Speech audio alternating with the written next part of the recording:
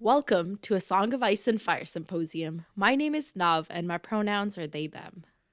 And my name's Harmit, and my pronouns are Hershey, like the chocolate. And this is A Feast for Crows, chapters 39 and 40. Cersei and the Princess in the Tower. In these chapters, Cersei interrogates the Blue Bard, and Arianne interrogates her feelings about the situation.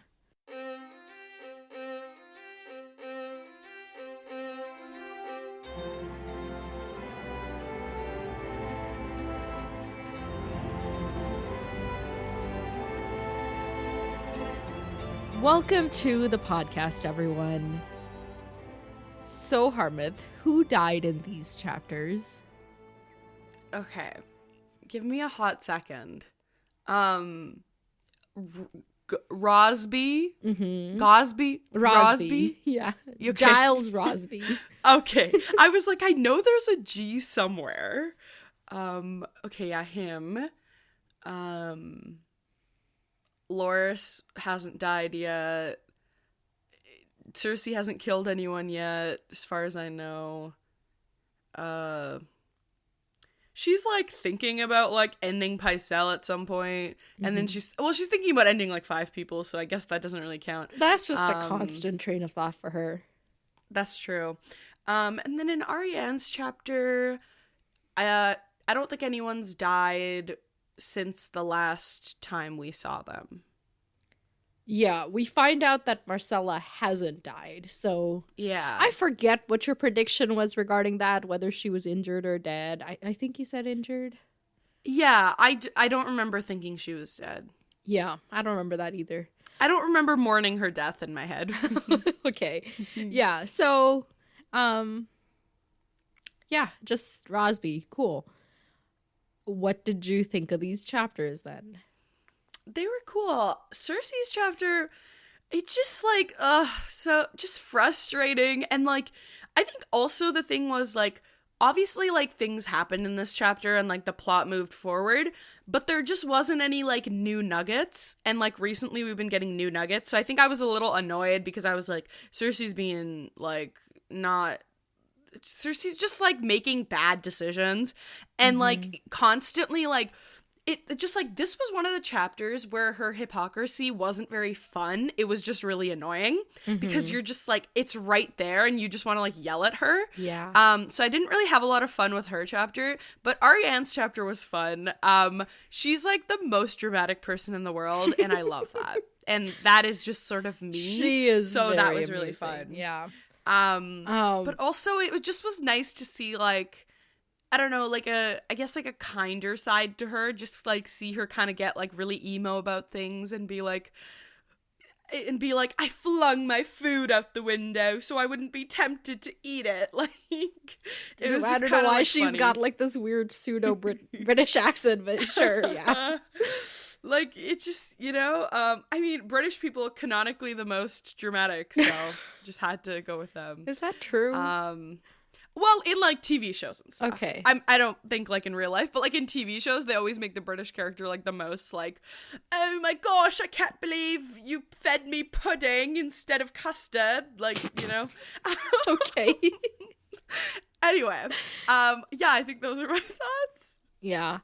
What did Having you just think in these chapters? having recently proclaimed Cersei chapters as my favorite POVs in this book, and honestly probably overall, this is my least favorite Cersei chapter because of all the abuse and torture and assault, and it's just a bummer. And yeah, it's kind of like the worst of her, yeah. It's not good. Yeah. Like, I think this is the not that the back-to-back chapter worst isn't she's good, but been. it, like, reading it doesn't make you feel good. It doesn't give me, like, oh, you are just digging your own grave here. Like, it doesn't give me the satisfaction. I'm just like... It's more like you're digging other people's graves, yeah, which like, why gets are you... frustrating. Yeah, like, dragging everyone else in it with you, so... Yeah, for sure. Oh, anyway, Ariane's chapter is probably like one of my favorites in this whole book. And good. as you can It's imagine, good. I have a lot of questions for you regarding the end there. Yeah. I don't know. We'll see. Let's see what you make of it. And what else? Yeah, no, I like the Dorne stories, you know, so it's always cool to get there. Also, thank you to one of our Discord people who, I don't remember who it was, but somebody was like, yeah, King's Landing has not at all heard about Aerys Oakheart dying or anything like that. Because for some reason I had it in my head that they told King's Landing or Cersei that Aerys had died, but not that Marcella had been injured or killed. But none of But really, they've reached. just said nothing. Yes. So I think I got it confused because Spotted Silva is that her name? Like, her getting married, we did hear about that. And Cersei was like, what? That's, like, not a good match. Like, she's so young and he's so old and all of that thing.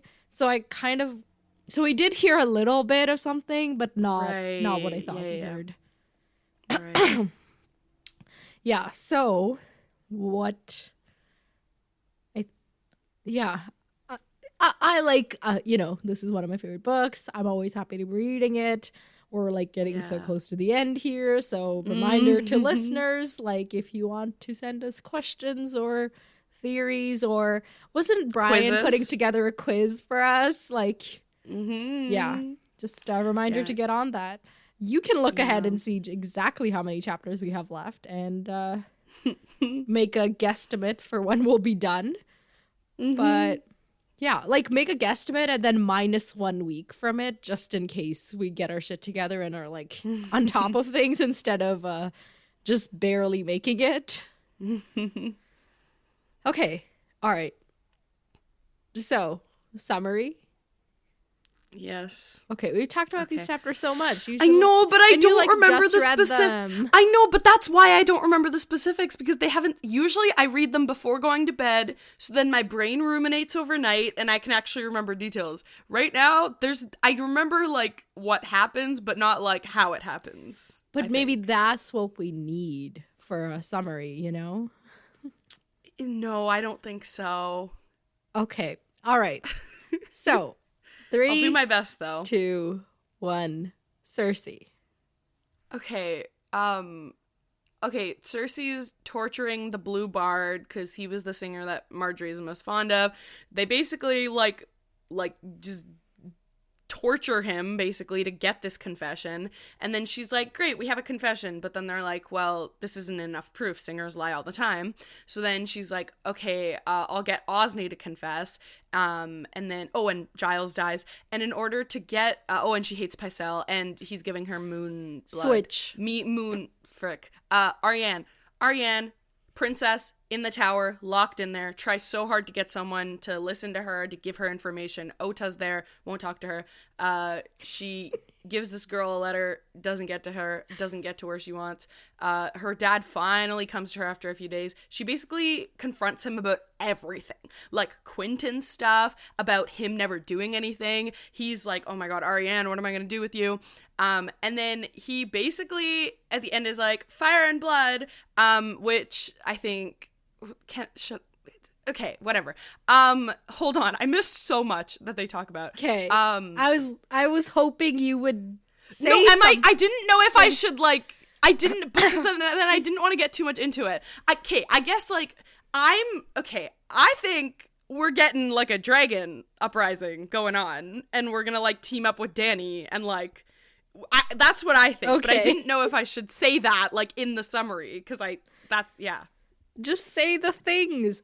The main purpose of this summary for me is to like figure out what it was that stuck for you and like and clarify any misunderstandings kind of thing. Okay. There's this thing that I learned about this week. This week? Yes. Okay. There's this thing that I learned about this week, which is like because of like social, it's like something The that way I've you always said there's this thing I learned about this week. I thought you were saying the thing you learned is in regards to this week, not that you learned this thing during this week. Right, like this is what I learned about the last week of January and how it's so auspicious for no. Okay, so what I learned, and this is something that I think I've always understood because of how my brain works, but it's not something that I knew was like a phenomena, but because of like because of like search engines and websites and just the internet period, it's like we're all going away from being able to recall details and going towards like being able to like get details when reminded of them or like given information. Like our memories are becoming more about like being prompted than about just being able to recite something at any time. I'm explaining that terribly, but I hope that kind of makes sense. And I was like, oh my God, I've just always been like that, even before I ever had access to the internet. Like, it's always been, the knowledge is there, but until something reminds me of it, it's not going to pull up. So the summary, like, sure, I get what you're trying to do, but that doesn't really work for me with the summaries, because until we start talking so what about you're saying is we should replace you with a different host who will. No. What I'm saying is that it doesn't work for the original purpose. What it does work for is just like being funny and silly and goofy. But I don't think it's ever helped you know where I'm at, because it's just never representative of where I'm at. Yeah. I mean, I can't say it's never helped me, but not as often as I would like it to help me. Yeah, because sometimes I just can't remember. And then other times I'm like, oh, well, if I start talking about that here, I'll get too much into it.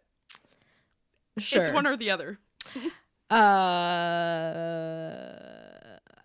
I was gonna say something, but I completely forgot. You should. What? I forgot. Well, what do you mean I should? I would if I remembered. You're saying as if I'm like choosing not to remember. Hey, Cersei. Okay. Here's the misunderstanding. No, it's not the misunderstanding. What I got from your summary today is how you Frenchified Hota's name to Ota. You just silenced the H. Oh, is it his name Ota? No, his name's It's Hota? Aryo Hota. Wait. Oh, you know what happened? In my head, I was picturing Aryo. So in my head, it was like it was like those 4 letters. So then in my head, Hota was 4 letters. Do you know what I'm saying? Sure. Like his first name? Yeah. I thought you were just like, he's French now. Oh, Ota. No. It was because I was like, oh, what's that guy's name? And then my brain pictured 4 letters on a page. So I just got his first name in my head, but not actually his first name. Yeah. Okay, cool. So let's move Ota. on to Ota. Well, before we get to Ota something. Okay, what? You're not helping my scrambled brain. Okay, wait. For context, my struggle of the day is that our furnace is broken and it is freezing cold in our house. So I'm like trying to focus while having to sit on my hands to keep them warm. So like, take that for what you will. So if I sound a little cold, it's because I am. And yeah, so I think I'm more prone to distractions today, even more so than usual. So let's try to keep on track as much as we can. So, sounds good. Cersei chapters. I'm going to let you do the summary today, like as much of it, and then I will jump in when I feel the need. I wish I had like one of those clip page, you know, the kid. Okay, once again, distractions. Because I want to sit with my hand under my blanket, right? So I wish I had like a clicker to flip the pages on my book. Oh my god. But every time I have to flip, I'm just going to make the text so small that it fits like the whole chapter on one page. Oh my god. Please. Oh no, okay. I messed it up. Oh no, it wants me to sign back in again. No. Oh my god. Okay, wait.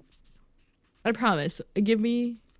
Okay, I'm good. It's like mouse script now, but I don't have to flip it as often. Go. Okay. Hold on. Cersei is abusing Pycelle. Yes, She's yes, like, hold you on. killed Giles. I told you I needed him alive, so why is he not alive?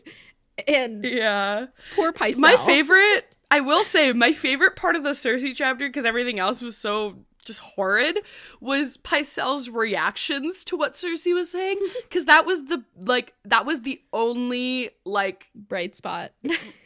that was like the only normalcy we got in this chapter. Like, he was like the straight man to her just like craziness, because he was like, what? Like, the description would be like his jaw dropped open and like, and I'd be like, yeah, me too, Pycelle. Like, why is Pycelle like the person that I'm empathizing with? Like, the world has gone like so wrong if Pycelle is who I connect to in a chapter. So true. Anyway, yes, you're right. Yeah, she's like, Cersei studied him with displeasure. Like, what do you mean? Like, you need just be normal. Not that hard. Anyway, yeah, she's like, this is what Qyburn told me, that Giles is now dead, and I told you to keep him alive. What's up with that, buddy? And then, and he's like, no, like, no one could have saved him. Like, I did my best. And she's like, oh, yeah, just like how you did your best when you told Aerys to open the gates for Tywin. And I was like, damn. Yeah, he's like, I'm a leal servant. Oh, you weren't so leal to the Targaryens and served my dad instead. Like, and it's like, Cersei, you've known that he cares about your dad more than anyone else for so, like, and you can't be bringing up points as though they're new. Yeah, like, and she's like, oh, you tried to save him like you tried to save Joffrey or my beloved husband Robert, or like, girl, you really or Jon him? Arryn. Like, what? Yeah. Oh, and she's like, you would have killed Ned Stark too. Remember how your son did that, Cersei? Like, yeah. I'm not saying that. Oh, it's her brain is just. I don't. Yeah. I think like her. Like, if we wait, sorry. What did you say that her son did? No, so she's like, oh, if I'd left Ned Stark with you, I'm sure you would have killed him too. And I'm like, oh yes, that's all a moot point given the fact that your son killed him like a day later. Right. Yes. Yeah. Okay. Yeah. I see what you're saying. Yeah. Literally. She's like, okay, well, you've been spending a lot of time with Marjorie, so then what's that about if you're not turning on me? And he's like, oh, she needs help sleeping and, other things. And she basically just, like, yells at him until he tells her. Like, she just is, like, intimidating him. Like, yeah. Oh, you're not on our side. Like, you killed Rosby on purpose for Marjorie's schemes. And you say you go to her because she's stressed about her brother, but you've been going to her since before she was stressed about her brother. So what's that all about? And he's like, I'm a maester. It's my job. I have to help the queen. And she's like, I'm the queen. And she's like, well, she's married to the king. And she's like, I know what she is, you traitor. And he's like, yeah. And then she basically is like, I'm gonna give you to the black cells if you don't. Yeah. And he's like, no, I won't survive that again. I was your Lord Father's man and a friend to you in the matter of Lord Aaron. Okay. We did know that he, like, made sure Aaron didn't survive, right? We did know that? I think so, yeah. Okay. Yeah. And I think that's why we thought that, like, Cersei was, like, part of that. Because we were like, oh, who else would he be doing that for? Yeah. So I guess Cersei was like just had no plan to deal with Aaron and it was just gonna, like, let him expose her, I guess. I don't know. Yeah. And then she's like, why does she send for you? She wants moon tea and he doesn't complete, like, okay, so she's like, I know what moon tea's for, obviously abortion tea, plan B, birth control, blah blah blah. But yeah, like, what if he was saying moon tea for her maid? Like, Yeah. Well, yeah, but Cersei isn't exactly a fair adjudicator. Like, she's just kind of gonna pick and choose. What do you think Marjorie wants moon tea for? Is Pycelle telling the truth? If so, what's going on? Okay, I do think Pycelle is telling the truth. I have a question about Moon Tea. Okay. So I'll try my best. Yeah, later on, someone kind of, I think it was Tiana, kind of alludes to Moon Tea not just being to end a pregnancy, like Moon Tea also being oh my god, what was it? Like, okay, so it can be used obviously to like end a pregnancy, and then it can also potentially give you like birthing problems in the future, right? Which is why it's like a risk. Potentially, yeah. Okay, that makes sense. And then, okay, Cersei makes a comment later about like, oh, like sometimes like full-grown women, air quotes, who are married to kids are like worried, like they have to worry about like the guy having like a really high like sex drive or something, or like what being she's abusive or saying something. is that. But what does that have to do with Moon Tea? I was confused. Okay, wait. I don't think it has anything to do with Moon Tea. I think Taina's like, but why would she need Moon Tea? Like, Tommen's not old enough to have sex. Like, that's what she's saying. Oh, and then what she's Cersei is well, saying is, well, he's not old enough to have sex, but Marjorie is, and Marjorie's having sex with other people. So that's why they're like, what? Treason? Oh, okay. I just didn't understand that. In terms so of like whether Moon Tea can cause like reproductive issues, the only kind of instance we've seen is like Liza having trouble with kids. It's like it's one person, so I don't know if the okay, I guess the scientific evidence is there, that in this is fantasy because later series. on they also said like, oh, like she's taking a risk with the Moon Tea. No, taking a risk assumed... with like going to the Maester to ask for Moon Tea, like right, okay. That's a very public. It's not really public. Like he's like, but HIPAA, like I can't tell you, like Fia. But like it is a risk. It's, like anybody sees you do that, anybody sees him like brewing it, like any of that kind of stuff. I think that's the risk. I don't think. I guess I figured like there was also maybe like because I was thinking of Lysa, so I just assumed maybe there's also a physical risk there too. Maybe I just don't think we have enough information. Maybe it like varies from person to person. Like people's bodies react differently to medication, all of that stuff. Okay, that makes sense. So the comment about like, oh, like marrying like a kid is like, oh, like you want to have sex, but obviously you can't have it with the kid. Right. So you then go have it with somebody else, which is why she's like, if they hadn't been married yet, she could have been having sex and it wouldn't be treason, but because they are married, it's treason. Right. But I thought, because with Cersei, I thought she was referring to like some sort of abuse situation or something, just because I always think about her and Robert, so I was like, is she trying to refer to herself? Like I just didn't get what she was saying, but that makes sense. Okay. Yeah. So cool.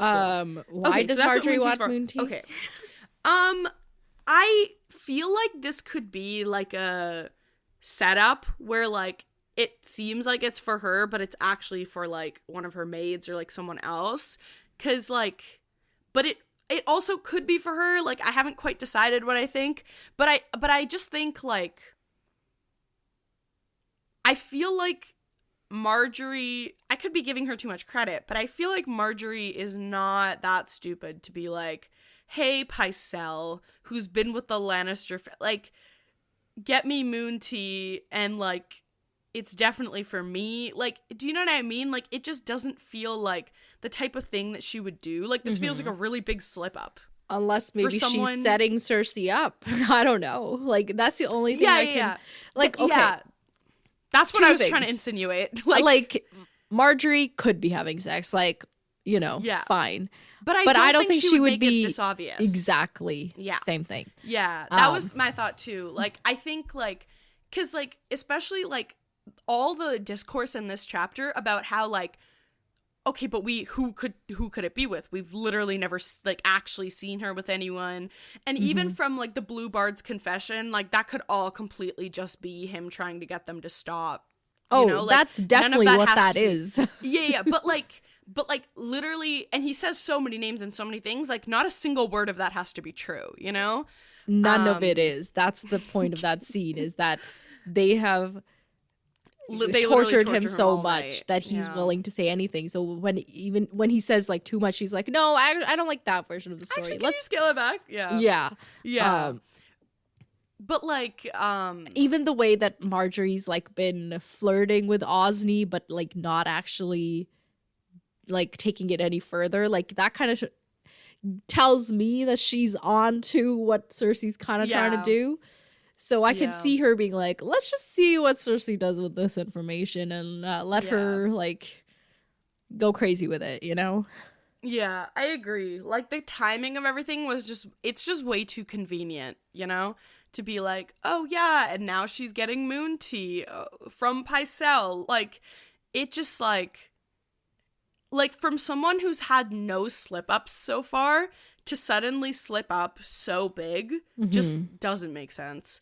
And already from, like, every time her and Cersei have interacted, it's always very much been, like, she knows what's going on, but then Cersei is still overcompensating and trying really hard to be like, Marjorie, I got power. But, like, Marjorie never has to do any of that because she already knows what's going on and she can just kind of be in the interaction, you know?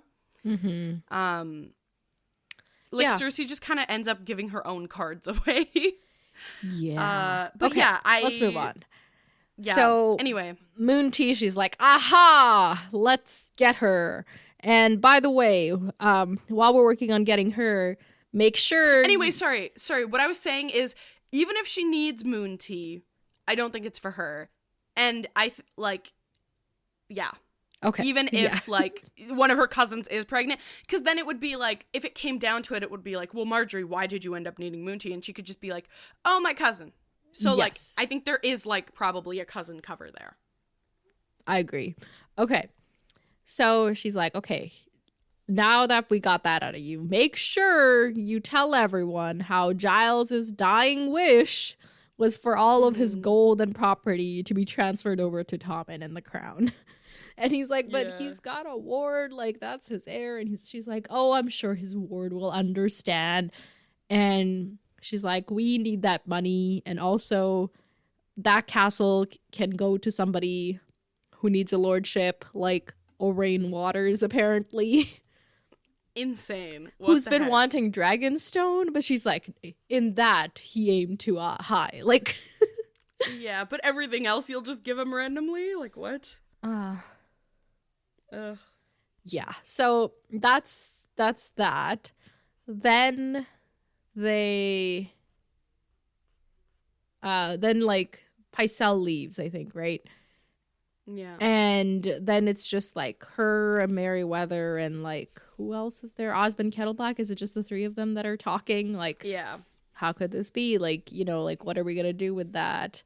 And Cersei's like, well, okay, so, you know, in a typical Cersei fashion, she's like, Marjorie claims she's a maid, even though she's been wed twice. And she claims that Renly never touched her, but I don't believe it. And then later on, she's like, anybody who knew Renly wouldn't believe it. Like, yeah, like she's, she's every moment is a walking contradiction with this lady. Yeah. And then she's like, but okay, so I need to get rid of Marjorie, but I still need her dad. So how am I going to do this? I guess I just need enough proof that he'll have to disown his daughter and like still be on my side, which I'm like, I don't know if even, let's say she like catches Marjorie in the act or something, right? And that's the proof. I don't think Mace Tyrell may have to deal with like Marjorie being beheaded or whatever, but he still doesn't have to be happy enough to help you with all your other conquests. Like, yeah, exactly. He could literally just be like, well, we're grieving our daughter's death. Sorry, gotta pull back. Like, nothing sweetens the deal for him. Yeah. Yeah. She just, like, it just really comes back to how she just expects that people are just gonna, like, just, like, it's very much like, well, I'm the queen, so you have to listen to me. What do you mean? Like, she just expects things to happen just because wishful thinking. Like, she's manifesting the life she wants for herself, I guess. Oh my god. But, like, she just, like, thinks she's Tywin, like, but she's not thinking about, like, the constant scheming you gotta do to be Tywin, like. Yeah. Yeah. Not the constant scheming, but like the smart scheming, because she is constantly scheming, but not necessarily in the ways we want. Yeah, his scheming was effective in helping him achieve his goals. Yeah. There's like, okay, there's a conversation about Tywin that we need to have, but we can't have it until the next book. But everybody who has thoughts about Tywin and his competency, we're going to talk about it in relation to things in the next book, right? So just wait. Interesting. Exciting. Okay. I just, like, I want to talk about it, but I'm like, no, we haven't gotten the other part of it yet. So, like, just shut up and... Interesting. Okay. Yeah. So, like, every time I remember, like, these things, I'm like, oh my God, even though, like, of this great series, the fifth book in my reading was my least favorite, like, that it's still a really good book. And then the more I remember of these things, the more I'm like, oh, actually, it's like, it was actually really good. Yeah. Right. I think there's just, like, one or two things that overshadowed some of the experience of the book, but, like, that was just maybe the way I was consuming the book, or, you know, that kind of thing. Right. But, like, honestly, so many, like, I'm so excited for so many things in the next book. Okay, shut up. Now move on. Okay. So. Oh my God. They're talking and they're like, okay, so how does Marjorie do it though? How is she having sex with people? Because she's always like surrounded by all her ladies and cousins and whatnot. And then Cersei's like, well, maybe some of her ladies are part of it too. Not all, but some perhaps. And like, this is when her, you know, plans. This is when she's making it happen for herself. She's like, okay. And she's really just like a problem solver. She's like, okay, this can't be a thing, but this can be. And how do I make it a thing? Let's torture some poor guy so that he confesses to this being a thing, even though it's not a thing. Yeah. She's a person that makes things happen. She's a girl boss down to her core. Not the description I would use. I can't. So then it's just, she's like, yeah, oh, you know what, Tana, let's have dinner tonight. Your husband. Also, sorry, like, she's so, like, she spends so much time scheming, right? Yeah. And if she would just, like, and she's not, like, the worst at scheming. She's just bad at, like, sort of, well, this is a very big thing, but she's bad at, like, drawing logical conclusions. Yes. But she's not bad at, like, coming up with evil schemes. You know what I'm saying? Mm-hmm. So she's if she full would of ideas. Yeah, like, creativity is not her issue. Exactly. That's exactly what I'm trying to say. So I feel like, but if she would just like listen to the words coming out of her mouth a little bit more, she could have her evil schemes both too could actually work. Because like there's so many moments where she gets so close to hitting the point. Like right before she invites Taina and her husband to dinner, she's like, oh my God, like, how are we gonna, like, Kettle Black's like, we should just catch them while they're having sex. And she's like, how? Like, Qyburn's constantly watching her, I pay her serving men, I, like, everyone that I pay, no one's given me anything, all they tell me about is singing, laughter, and gossip. And I'm like, okay, so do you think that perhaps all the people you're paying off are maybe not working for you? Like, does nothing ever, because even, like, she experienced this with Tyrion, where she thought she had them on her side, but then Tyrion actually had people on her side. Even the people she has now, the Kettle Blacks, she thinks they're on her side. Peter has them in their pocket. And, like, she's always, like, she's like, wow, okay, what went wrong with Tyrion? And she never thinks, like, hey, maybe the people that were on my side weren't actually on my side. Like, she's always just like, it was all Tyrion. Like, she builds these people up and gives them all the credit and doesn't, like, realize, come on. Yeah. Anyway, she's always so close to the point. Like, there's so many moments, too, where she's like, I have to look away. This is actually horrid and terrible. I can't look at this. But then she's like, no, but I have to do it for Tommen. And it's like the few moments you spend with Tommen, you're just criticizing him. You're not doing it for Tommen. Yeah, it's like, the lies we tell ourselves, aren't it? Yeah, it's yeah, she's got an who impulse. says that again in this series? Oh, I don't know. That's just the thing everybody says. Oh, well, yeah, but in this series, someone said it like really eloquently. Or maybe it was a different book series I read and I'm just meshing things together. Probably somebody said it here too, but I don't remember. But what am I saying? Anyway, Also, so she's got clearly impulsivity issues. Like, she just does the thing that comes to her brain without like thinking through all the consequences of it. And also, she's not like planning ahead. She's like winging it. So she's like, okay, I need somebody to confess to her cousins and everybody in like having a sex orgy or something. Okay, great. I'll get the bard and I'll torture him to do that. Okay, now I got him, but he's not credible, so I need another person. So now I gotta like get one of the cousins out of the scheme so that the cousin can be one of my witnesses. And then like that's not enough. Let's add Osney. Like, you know, it's one step at a time, which is like, you know, like a lot of really advice how you get is like it's like just take it one day at a time, but like really you need to think about the day after tomorrow a little bit too. Yeah. Especially for something like this. Like, when you're trying to create a whole case, if you're doing it step by step, you're gonna miss holes because you just never thought about them. Yeah. It's only when you plan ahead that you're able to catch the holes and be like, oh, I planned for that, but I didn't plan for that. Yeah. But you're right. Like, when you're winging it, you're not gonna realize it because you're just reacting to the situation. You're not, like, she's not in control the way she ever thinks she is. And, like, yeah, like taking it one day at a time is good advice for like if you're depressed, but it's not good advice for like trying to get things done, I don't think. Yeah, when you're like a queen. Yeah, one day at a time, survival advice. One day at a time, terrible growth advice. Yeah. I mean, yeah, I said it and then I was like, wait a second, no. There are times when it is important to take it one day at a time because I have been in those times many times. So anybody that needs to take it one day at a time, that's cool. We're just saying Cersei should look. Yeah, if anybody is trying to create an evil plot to overthrow someone like legally and then like kill them, you cannot take it one day at a time because like basically if you're trying to come up with some, like, the more complicated the thing you're trying to do is, the more you gotta like really sit with it first, you know? Yeah.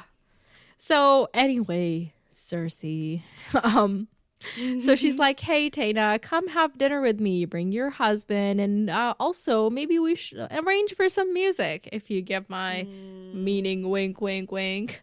And she's like, okay, cool, I'll be there. And then it's conversation about who's gonna replace. So they're at dinner, right? They have dinner, blah blah blah. Then they're talking about, okay, so Rosby's dead, too bad, so sad, but also who's gonna replace him? I would call Peter Baelish back, but he's got a lot on his hands right now, so I'm just gonna let him deal with the Vale. And instead, I think Harris Swift can be the treasurer, or what is the name? What is like the head of? It used to be Master of Coin. I think it is just now Lord Treasurer, the position. Yeah, I think so. And Merryweather. So when I say Merryweather, I mean Tana's husband, and when I say Tana, I mean Tana. Okay, just to clarify, because I don't want to take the effort to learn this guy's first name. I know it's Orton, whatever.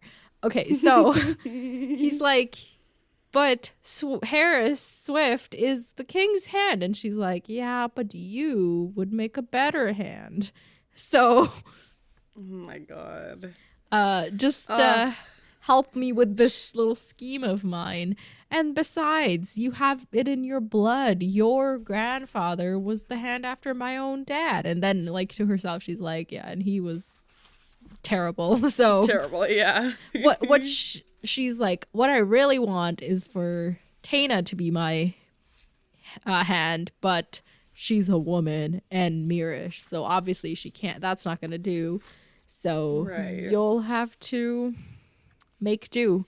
But she's counting on Tana to really be like making the moves as wife of the Hand of the King, as, I don't know, second lady. I don't know what.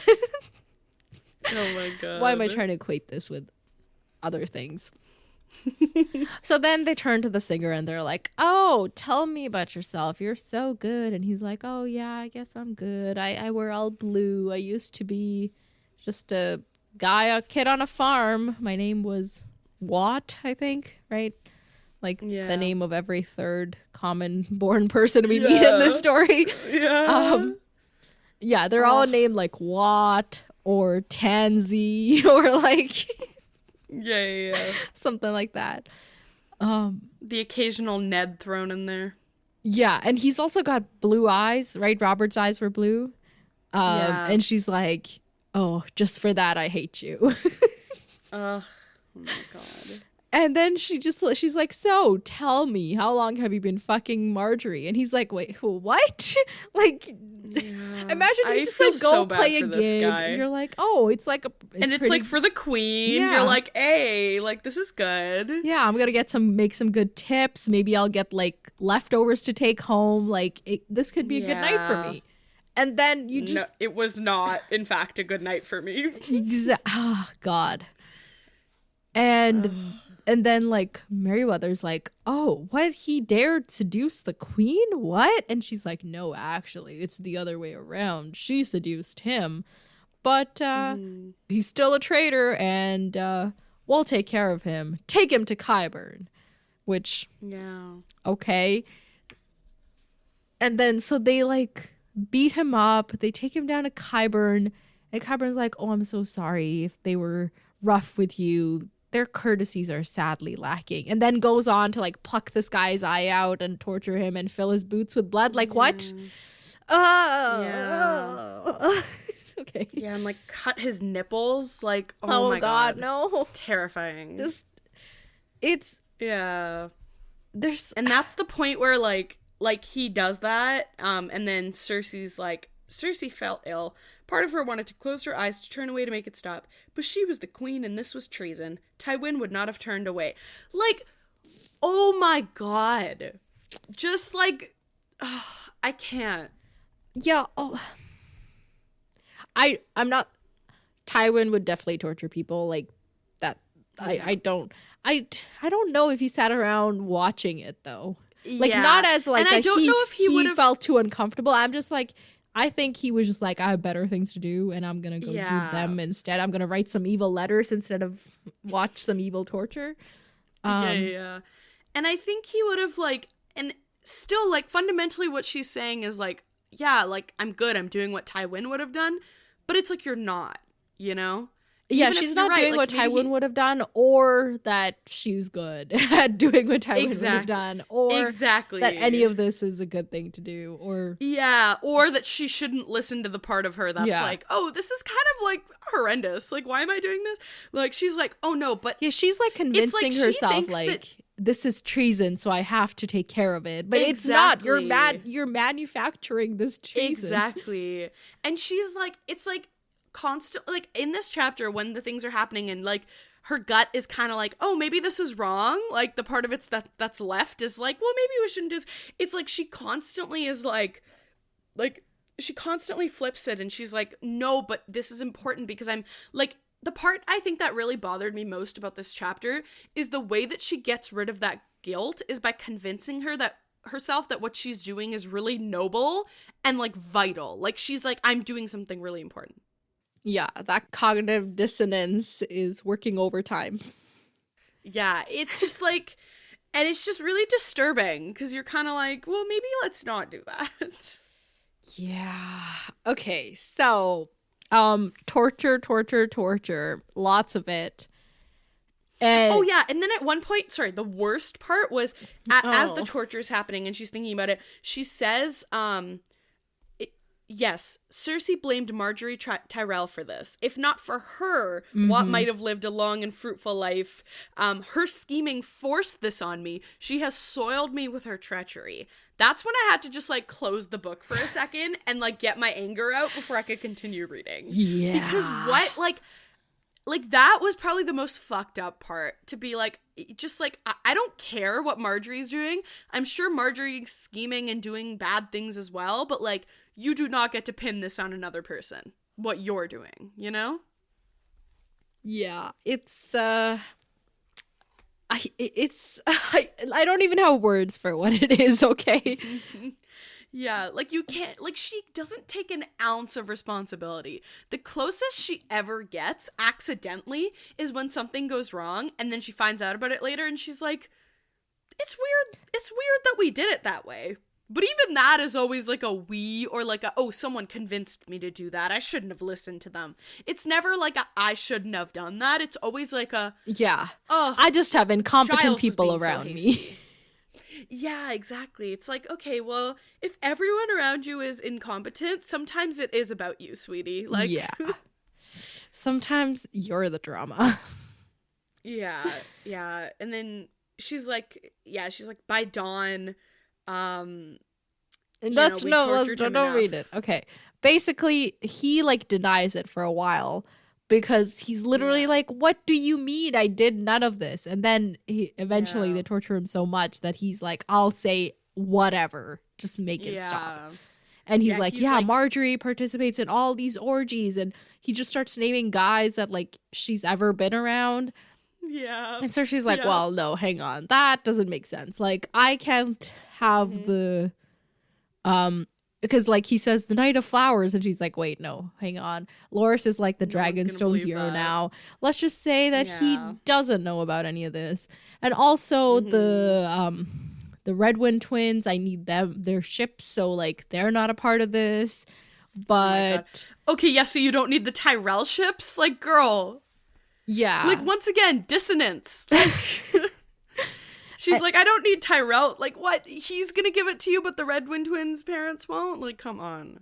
Yeah. It's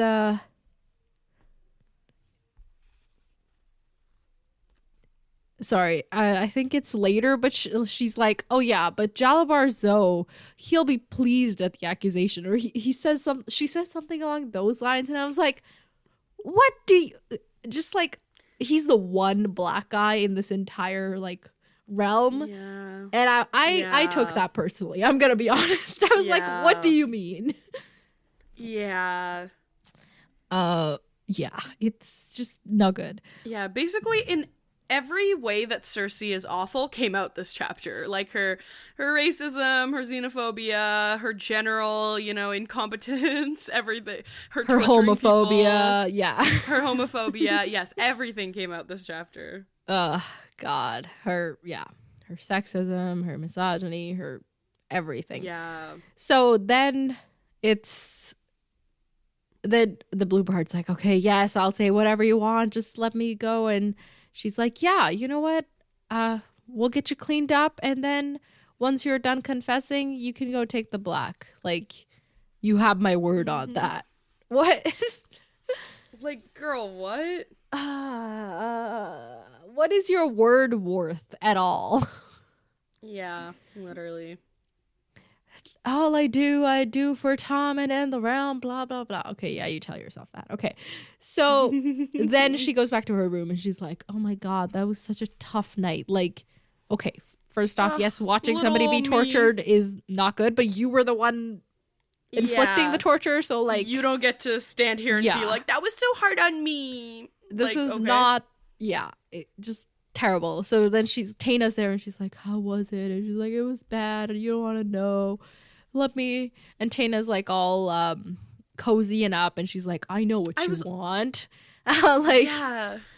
I'm not sure that's like Tana may be attracted to Cersei, but I think she's just willing to do whatever it takes to like get on Cersei's good side. And so she's like, "Yeah, well, Exactly. obviously it's because you desire me and I'll tolerate that if that means you get to hang out with me." Like, what? Yeah. And it's like, girl, you were the one going to her to seek comfort. Like, you don't get to pretend like she's like, it's like she always thinks that she has the upper hand in the power dynamic, but she just never realizes when she totally doesn't. Like, Yeah. but I also was gonna say, like, and then she's like, yeah, like, Taina's also, like, trying to, like, make her feel better, be like, it was all for Tommen, and, like, stroking her hair and, like, all that. Saying all the things that Cersei is saying to herself. Exactly. And then she's like, "Oh, well, it's okay. A bath will, like, make you feel better. Come on, let's, like, go take a bath."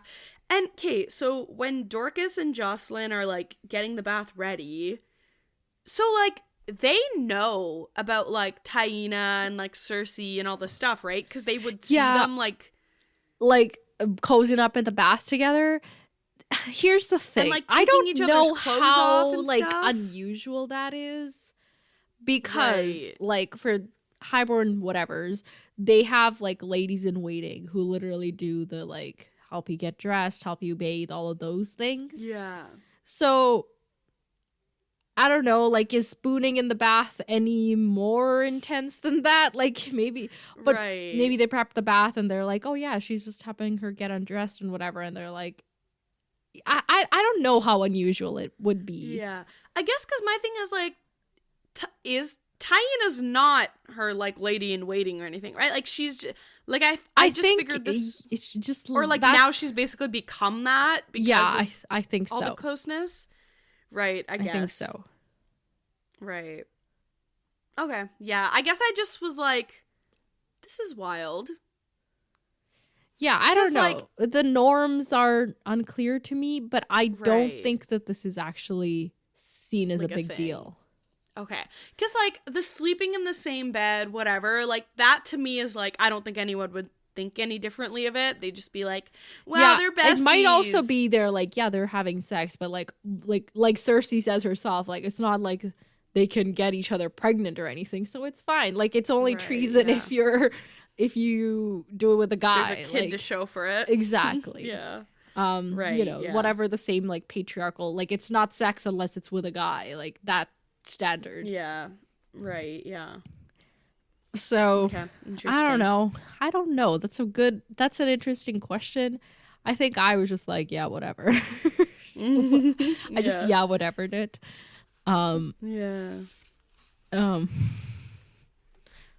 So yeah, but she's like, ugh, Loras is still fucking alive. Yeah. And, like, Tommen's gonna be really sad about this. He's gonna be sad to, like, lose the cousins and Marjorie all at once. And this Merryweather's is when, like, yeah, go ahead. Maybe we don't have to have all of them be guilty. Now maybe, I'm like, wait, does Merryweather have, like, is she in on with this Alla kid? Like, right.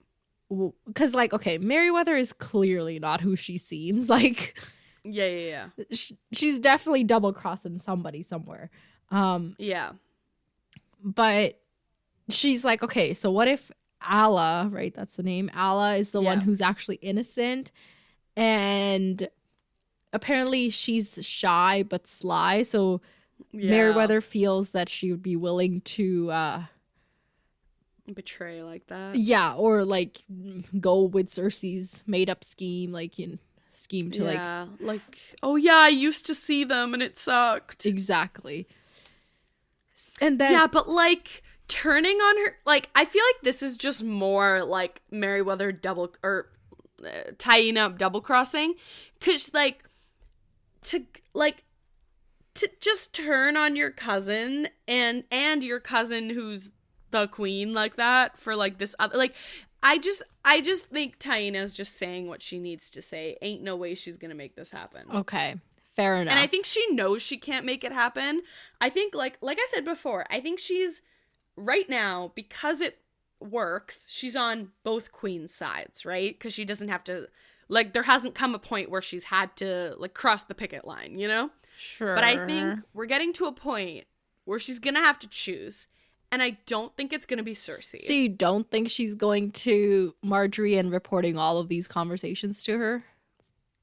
No, I do think she is. I think she's reporting everything to Marjorie. So then hasn't she already, like, chosen that side? She has, but she's still, like, pretending to be on Cersei's side as long as she can. Right. I guess I phrased that okay. wrong. Like she's not outwardly going, well, fuck you, Cersei, until she has to, just in case Cersei ends up winning. That makes, you know? Or, like, also to keep her cover for as long as possible so that she can doing the thing. Because otherwise she wouldn't be useful to Marjorie. Yeah. Like, either way, like, she hasn't had to, like, make that distinction publicly yet, right? Yes. But yeah, anyway, so I think, like, I don't, either she's, like, not gonna make this happen, or, like, she knows that Alla won't go for it, and, like, then she can just kind of be like, oh, like I thought she would go for it, you know, if needed. Right. But I also don't like, or like if she convinces Alla, or she knows that like Marjorie also has some kind of scheme brewing, and she's like, well, it's never Yeah, gonna yeah, come yeah. to this or whatever. Yeah, like I won't actually have to do this. I'll just say like I'll deal with it, so that she doesn't start getting ideas about how to torture Alla to get her to listen to us or something, you know? Right. So yeah, so she's gonna get supposedly Alla on their side and get that confession from her. And then she's like, okay, now we got to get some of the lovers to confess. And this is when she's like, oh, well, Jala Barzo would find the truth attractive, which is like, what? Yeah. And, but the rest would require convincing. But Qyburn is quite good at that. So that's her plan, I guess. Just torture everyone. Like, okay, so all these people like limp up to the to this high septon and be like, we're here to confess our treasons, and like all of us is missing an eye and a leg and a tooth or something, and he's just gonna be like, yeah, just tell me your truth, it's all good, I don't have to worry, I'm not asking about how that came to be. Yeah, like, literally. Yeah, and like like once again, she doesn't understand, like people confess shit to him all the time. Like he's got to be able to tell what's going on. Like, to be High Septon, you got to be able to read people and understand what's going on. Like, I feel like he would instantly be able to be like, this feels like some rehearsed thing. Like, I don't feel like, you know what I mean? Like, so like, say, like, okay, say Cersei's plan, like, she convinces all these people to, like, tortures them all to confess, right? They all show up.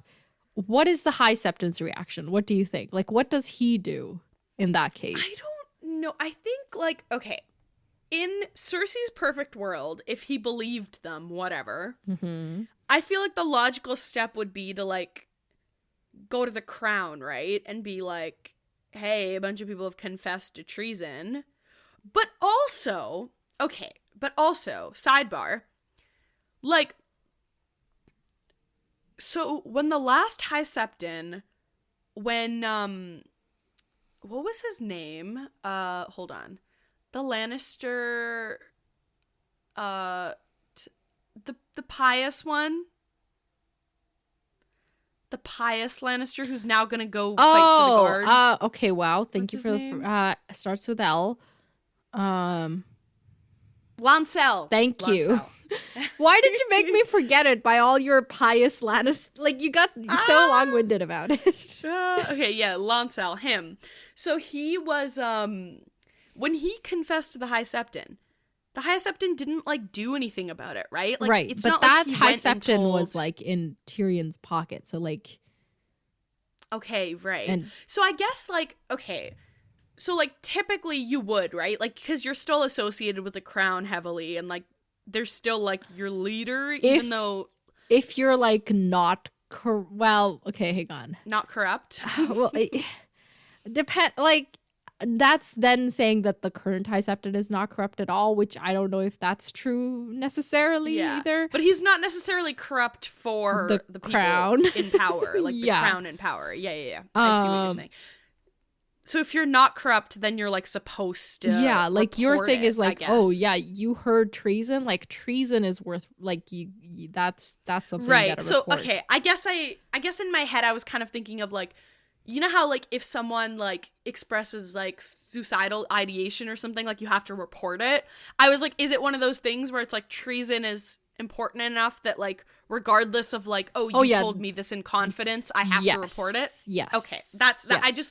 I thought that's what it was, but I just wanted to clarify. Because obviously, like, in these books, the church and state is not separate. Like, we know that. Yeah, she's so, counting on that to then have Marjorie killed for these treasons, right? Right. Okay, that makes sense. Okay, say it's not Cersei's ideal world, but the quote-unquote real world of these books. Then what happens? These characters. I don't know. I just feel like, I don't know if I see this guy doing that. Like, he might, like, this seems like, I mean, they have weapons now. They might be like, well, you confessed to this treason, I'll just kill you. Like, right, rather but, than... like, we're talking about how he's gonna question the confessions themselves, given the tortured state of the confessors. Yeah. I think, like, I don't think, like, the confessions will be convincing. Like, I think, okay, if, like, he chooses to ignore the fact that they're convincing, not convincing, sorry. Okay, so they're not convincing, but then does he not investigate who put them up to this? Like, that's what I'm asking. I think I'm getting there. Okay. I'm getting there. I'm giving, like, a if this, that. Okay. Okay. So, like, yeah, like I said, like, I think even if he believes the confessions or chooses to ignore the fact that they're fake, like, for whatever reason, like, maybe he just wants to make an example out of them or something, you know? Like, he realizes that they're faking it, but maybe he just wants to make an example. I think he'll probably, like, try to do the trial himself, because he'll be like, well, we know what's better than you, like, who's in charge, whatever, you know? So he'll still try Marjorie for treason, but like, do it himself or something. But I don't think that's the most likely. I think that's a possibility, but I don't think it's the most likely. I think it's more likely that he, like, sees through the confessions and then, like, is like, okay, well, tell me the truth. And then they, and then they, like, at least one of them's gonna be like, well, Qyburn, Cersei, like, you know, whatever it was. Like, whatever the people end up, like, knowing. So they'll report, and then I think there might be some sort of thing of, like, he might be like, well, we gotta overthrow Cersei, or, like, we got, like, the crown is corrupt, the Septons should take over. Like, I feel like it'll lead to some sort of conflict, because I don't think, like, especially now that he's gotten what he needs from Cersei. Do you know what I mean? Like, right. She's disposable. He's gotten the laws overturned. If she's, like, being an obstacle and he thinks what she's doing is wrong, he's probably gonna take things into his own hands. Okay. Yeah. But that's, like, I just don't see him doing what Cersei wants him to do. I don't see him being like, hey, Cersei, let me report a crime to you. Do what you want. I think even if that's what he ends up doing, it'll still be like, I'm going to be there at the trial and I'm going to pass the judgment. Like, there's going to be some sort of, like, them trying to get involved. Okay. Yeah. That makes sense. So, some kind of assertion of power on whether it's on Cersei, whether it's on the tortured people, or whatever it is. Okay, cool. That's what I would anticipate his reaction being. But that's assuming everything goes according to plan and the torture works and all the things. Right. Okay. Well, so back to this current chapter instead of future potential chapters. So they it's dawn and now they're finally going to bed, and she's like, I hope, she prays to the mother to give her sweet dreams, and she doesn't have sweet dreams. And she wakes up and she's like, oh yeah, she's dreaming of Tyrion killing her, obviously, like all of that stuff. Yeah. But so this is when she, like, I feel like this is the first time she's ever told anybody this. Or actually, didn't she talk? Who did she say? Was it Qyburn? Yeah, she was like, can prophecies be untold or undone or something? So, right. But it seems that she tells this Taina most of the story. Not the part where she killed her friend, but, like, the fact that her friend died, you know? Yeah. And she talks about... Sorry, just with her nightmare, it's interesting because, like, her nightmares are always, like, her seeing Tyrion doing these, like, wretched things to, like, her and her kids. But it's, like, now she's doing those exact things to other people. Oh, yeah. And that's literally the nightmare. Like, girl, you are the nightmare. Like, can you not make that connection? Yeah. Anyway, continue. Yeah. So then this is where, like, we get the confirmation. Like, I think I put these... Maybe I forgot that this conversation was had here, which is why I put those dots together for you maybe a little early last time. But we get the confirmation that Valonqar means brother, but it means little brother. And yeah. Can you remind me where we found that out? Last chapter, some guy was like, I'll get you your Valonqar, or he's your Valonqar, and she's like, well, he's not my brother anymore. And Oh, okay, yes. It was Got just, it was like an yes. implied translation, something. Yeah. I just couldn't remember where it had come up. Mm-hmm. Like, which interaction. Okay, yeah. Yeah. So that's why she thinks Tyrion's gonna kill her, but I think Jaime's gonna kill her, and that's gonna be more fun. Yeah. Yes. Because is she the older twin? I think so. Okay. See, I don't know if we've like read that anywhere. But we also haven't read the opposite, so we Exactly. could assume. Yeah, you know what? I like your justification. Um, True until denied.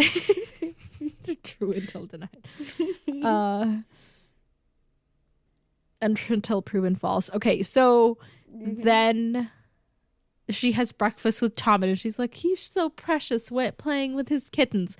And then the next thought she has is like, he's too weak. Yeah. What? Yeah.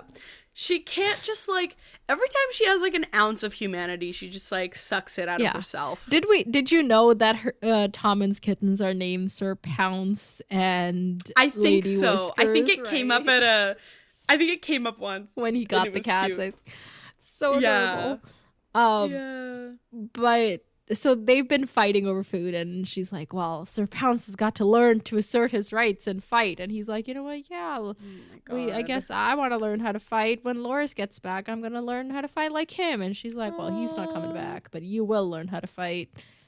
And, oh my god. But yada, yada, yada. Then it's like, obviously, he's like, well, Marjorie says Loras is coming back, and she's praying today, and she's going to do the Maiden's Day fast and all of that stuff. So she's like, Maiden's Day fast, like she's a maiden. Oh my god. Yeah, that's just like, I don't know. Some of her thoughts, I don't even know if they require commenting. It's just, maybe we just state them and that's enough. Yeah, it's just like, because we're just repeating ourselves. We're just like, she crazy. Get therapy. Yeah, I just like, I don't know. But I don't know. I just like, it would be nice like to get like, I don't know, like a flashback chapter or something. Just because I feel like as soon as we got into Cersei's head, it was when all of this like madness was already brewing.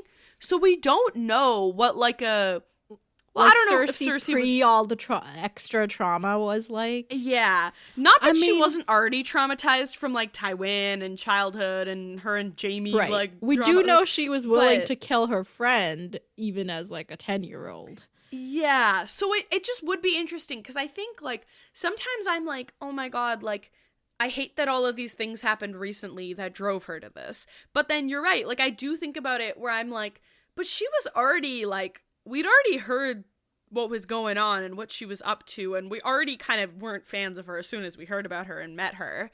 So it still is kind of like, yeah, I don't know. Because obviously, like, when we met her, like, all the Robert abuse had already happened and, like, all that sort of, and, like, she was already an adult. So a lot of those things had already happened. But, like, still, like, it would just be interesting to still compare. Because, I don't know, it's just, like, yeah, I don't know. I think nature, it's just such a combination of all the factors. Like, maybe she's, like, prone to a little bit of, I don't know, just willingness to do whatever it takes, and then the circumstances of her life just kind of added to that, and then like willing to do what it takes becomes like even more intense and just like I don't know. No, I know what you mean. Yeah, it like honestly her story is also kind of a tragic one. Like, we talked about how Liza is also, like, her, like, story is so tragic. Yeah. And she's, like, not a character we like. Cersei, I think I don't know. Cersei has maybe more to do with her own demise than Liza did. Yeah. You know? Yeah. But really, is there such a thing as freedom of choice. Like, okay.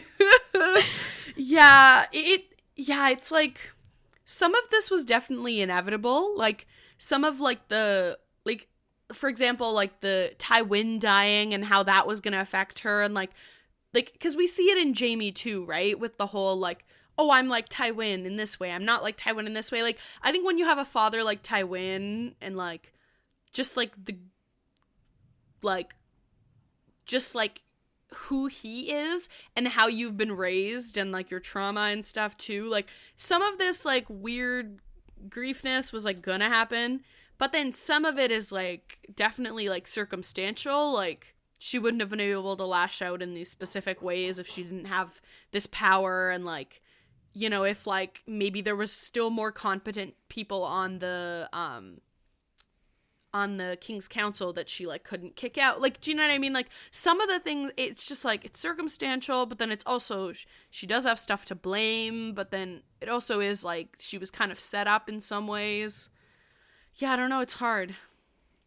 It's hard. Yeah. Okay. Let's finish this chapter. So she finishes having breakfast with Tom and sends him on his way. Then she calls Osney Kettleblack to her Solar, and she's like, okay, time to make it happen. You're gonna say how you had sex with her and all her cousins except for this one, and like all of this happened. And he's like, whoa, okay, I guess I'll do it, but like this is a big deal. I've never lied to the High Septon before. That's intense stuff. And then he's like, except if I fuck a queen, then it's true. And so she's like, okay, whatever. Like she's doing like I guess like she's like, okay, I'll sacrifice my body for the good of Tommen and the realm. That's like what she's thinking to herself. But this guy basically just assaults her sitting at the table, like where she just had breakfast, and it's horrible. Yeah. Like these are the people you're putting your faith in, and just, you know. Yeah, exactly. Ugh. Indeed. Yeah, that's like the only reaction I have. What would be like a happy story for Cersei? Cersei at this point? I don't know, at any point. Like, I don't know if Cersei could ever have a happy story. Yeah, I think like sending Cersei somewhere where like she can be like be like, I don't know, like maybe, okay, like let's say like I don't think that being at King's Landing in any timeline would be good for Cersei.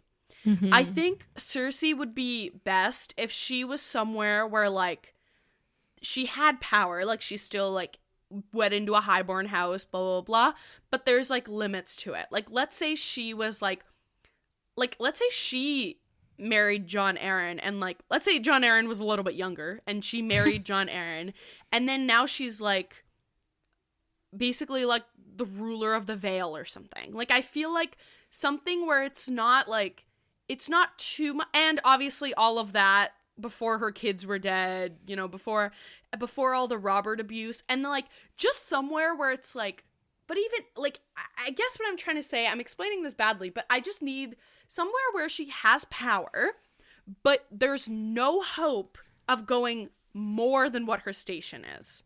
So she like just has to accept it, but it's like enough power that she can be okay and feel like she has control and like stuff, but it's not a place. And the reason why I was thinking Vale is because it's pretty hard to mess up like you can't really mess up your safety at the Vale, like, and that those sorts of things. It's like pretty secluded. Yeah, exactly. So the incompetence is less of a factor, and like maybe just like she has to deal with the mountain men, and she has to deal with like obviously like her the houses that are sworn to her, but other than that, she can just kind of like live her life.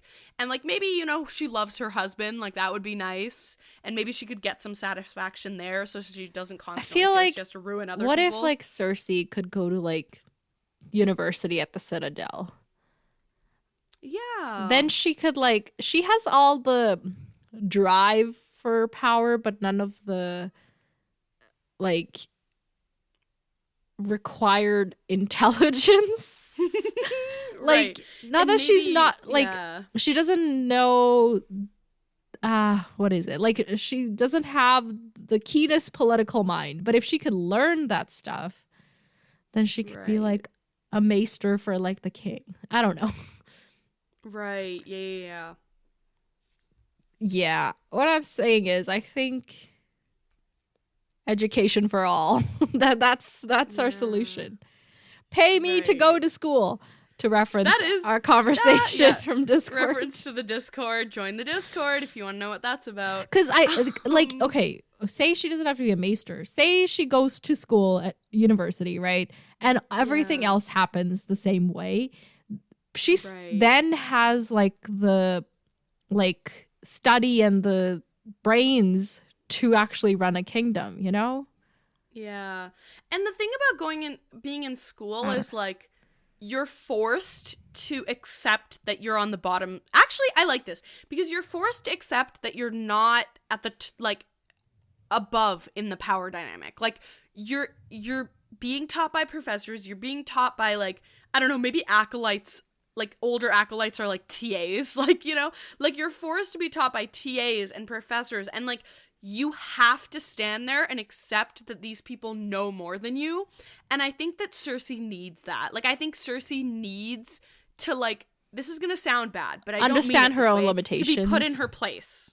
Like, she needs to be put in her place, and she needs to, like, I think her fundamental flaw is thinking that she's, like, the person ever.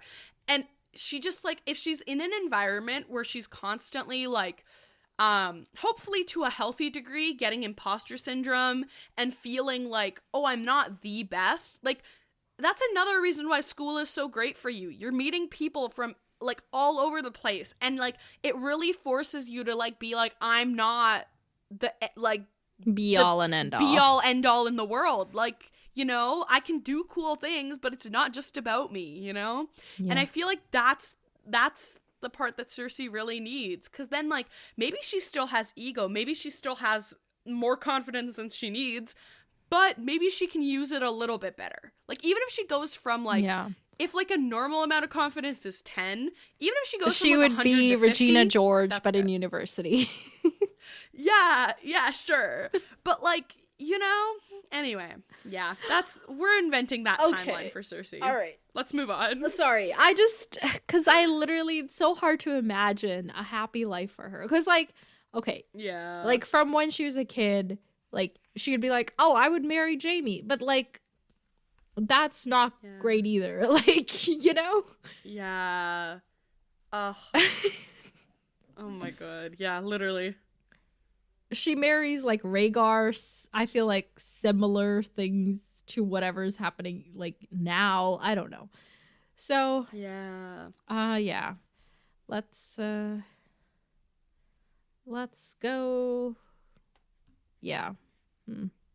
I guess it, like also highlights a failing on Tywin's part to educate her kids. His kids, like educate her specifically, right? Like I don't know how like, okay, Tyrion obviously has the mind for political power, right? But was he taught that from Tywin? Did he just like pick it up himself? Did he just read enough books? Jaime, I don't know if Jaime would be a good ruler either. Yeah, I mean, he's a good military leader, like we've seen that recently, you know. Yeah. I don't know. Was Tywin a good dad? No. I was going to say, I think the answer is very much a no. And this was like a major way in which he failed his kids. Okay. Yeah. So, kind of a terrible chapter. Not like because it's bad, like a badly written or anything. Just like terrible to read. Yeah. Did we talk? I feel like we've talked theories. I'm like tired of theories. I'm Oh not my tired of theories. God. I'm tired of thinking of questions to ask you to theorize properly. Because sometimes I get too specific and then I'm like giving stuff away. So maybe just do a 2-minute anything comes to mind theory. Okay, hold on. Wait, but did we like... Okay, yeah. I guess, okay, I do have some thoughts. Hold on, give me a second. Okay, I have a theory that now that Osney has actually slept with Cersei, he's gonna be like, oh, well, that wasn't all that, so I'm done being part of your plan. Okay. And I have another Harsh. question. Is it treason for Cersei to sleep with people because she's technically like do you know what I'm saying? Like, does it count? That's a good question. Because she's like widowed, but she is still queen. But I think it is not as much treason as it was like when Robert was alive. Right. Right now it's probably just like a sin. Like, right. You're a widow. You should have like sex is only a thing that exists when you're married and your husband wants it. Like, Right. Yeah. that kind of bullshit. Okay, so it's like looked down upon, but it's not necessarily like treason. Yeah. Yeah, I think it's still a crime, but it's not treason maybe. That's my best guess at that. Okay. Interesting. Yeah. Yeah, hold on. I'm just trying to check something.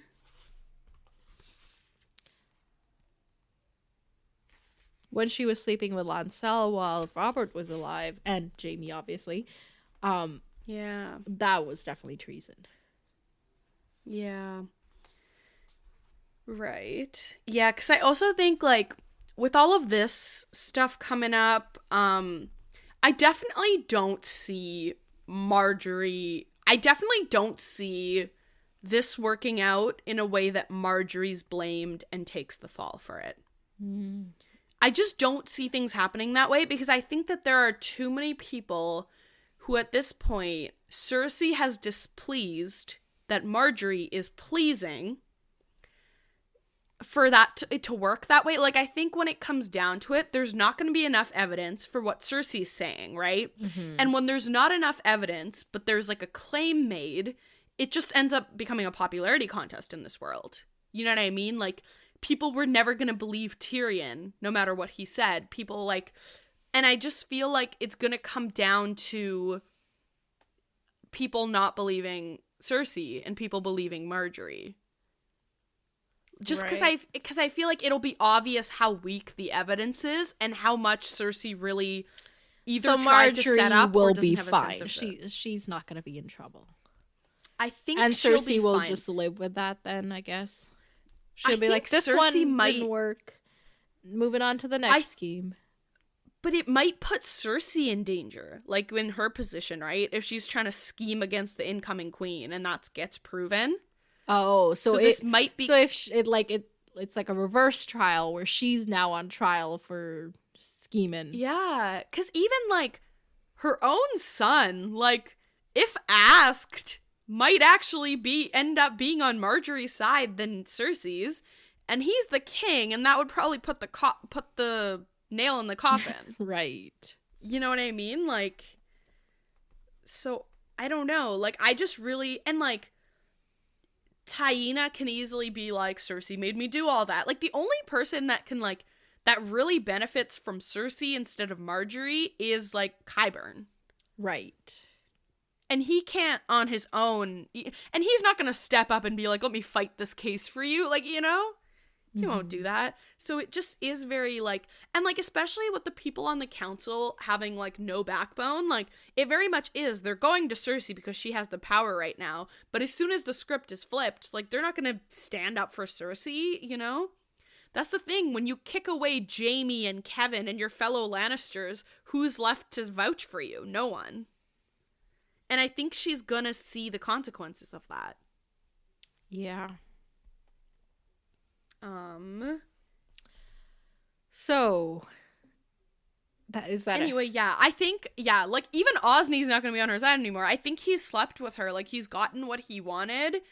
And whether he liked it or not, I think it's just gonna kind of be, especially, like, from what we've, like, seen of him and just the weird, creepy ways that he talks about, like, Marjorie not sleeping with him. I wonder what Littlefinger's instructions are to the Kettle Blacks in regards to this matter. Like, is he, like, go along with it until, like, just do whatever she says, or do it up to this point and then, like, back off? Like, yeah, I don't know. I think, yeah, it's weird. I don't know. Okay, so are we ready to move on to the next chapter? I think so. Okay. We've talked about this for a while. Yeah, let's move on. So, the Princess in the Tower, aka Ariane, you guessed that it was her, and I was like, yeah, and if it is her, what happens? And I think I was like, she's gonna get back to her scheming after grieving, which was kind of true. Yeah. So, we start all the way at the, like, okay, she's being escorted home from after her scheme has gone down the drain, and... Yeah. I'm just gonna, like, so Darkstar, they haven't caught him. He injured Marcella, and later we find out that he, like, majorly disfigured her face and cut off her right ear. And he would have actually, like, beheaded her if not for the fact that her horse, like, moved away a little bit. Mm-hmm. Which is, yikes, like... Insane. Yeah. And she is... Thank God. Her horse must be, like, genius. Like, go off. Right. Her horse, like, sensed the attack coming or something. Yeah. So, we don't hear about, like... I was gonna say Marjorie, but Marcella's feelings... Like, we know she is injured. We know she is alive and not on the brink of death or anything. But we don't know... how she feels about this entire situation right now, because, like, okay, so her, like, guardian from home was killed, she was kidnapped basically, and then injured intensely, was kind of feverish and on her deathbed for a while, but managed to pull through. So yeah, I'm interested to see what becomes of that. But Ariane, in the meantime, is being confined to the Spear Tower. So she gets taken there. It's like at the very top of the tower. She's got a very it's a very comfortable dwelling. Like, she has everything she could ever really need, except for entertainment. Like, her father's, like, stocked it with, like, books and histories and geographies and stuff, and she's like, but I want, like, a fairy tale or something. Like, I want some entertainment, not this dry nonsense. Nobody is allowed to talk to her. If she needs food or anything, they will bring her whatever she wants, but other than that, she can't leave. Nobody can visit her. It's just the servants who come in to help her out. Like, honestly, at the beginning, like, I was like, you know, where she's like, they just bring me whatever food I want. They make my bed. They do my laundry. They draw my bath. Like, I was like, this is kind of... Like, I know she's in a very intense situation. Like, it's not just, you know, she's under imprisonment. She is literally grieving the loss of her scheme as well as her lover and, like, all of those things. But for a little while there, I was like, oh my God, if somebody would just do my laundry for me, like, that's so nice. And bring me whatever food out, Oh, yes. No, that part of it was nice, but also, I kind of had the same thought, but then she was like, the books were boring, and then I was on her side again. I was like, okay, yeah, there's nothing good to read. Then she just has to sit there. Yeah, it is true. If the books had been interesting, I think I would have been like, okay, well, just enjoy it for a couple days. But I think I've been, like, on the brink of burnout a little bit, so, like... Right. When you're there, you don't even want to be entertained. You just want to sleep. Right. And, like, stare at the ceiling. Yeah. So that is why it seemed interesting to me. Yeah. And she was like maps and stuff, and I love maps. Right, So like I think I would yes. entertain myself with maps plenty. Oh my And god. like I don't know. I think if you're that desperate, you find entertainment in the dry material you're given. Right. But anyway, it's not actually an ideal situation. It just appears to be. Her friends were also captured and taken away, and it seems like they're like being held in prison somewhere. Later we find out that they're like being shipped off all over the place. Yeah. And all of that. She does not know who told of her plan, and that's like a constant recurrence in this chapter. Is like someone told, who was it? And her father is doing this on purpose. Later on he's like, yeah, you need to mistrust them a little bit, because that you can't be out here just willy-nilly going about your life. Like, I have a prediction. oh yeah, do you think You know how who it is? before I think I just was like, actually I might have made the same prediction before. Accidentally parallel made the same prediction. I do remember making a prediction, but I don't remember if I'd made this one. I think it is, hold on, let me find the name. I think it's Garen. And And why do you think it's him? I think he thought that by like telling on the plan, it would get him in like Doran's good graces, and then he could marry Ariane. Oh, interesting. And then, because I think he also probably saw the heiress stuff and was like, how dare you?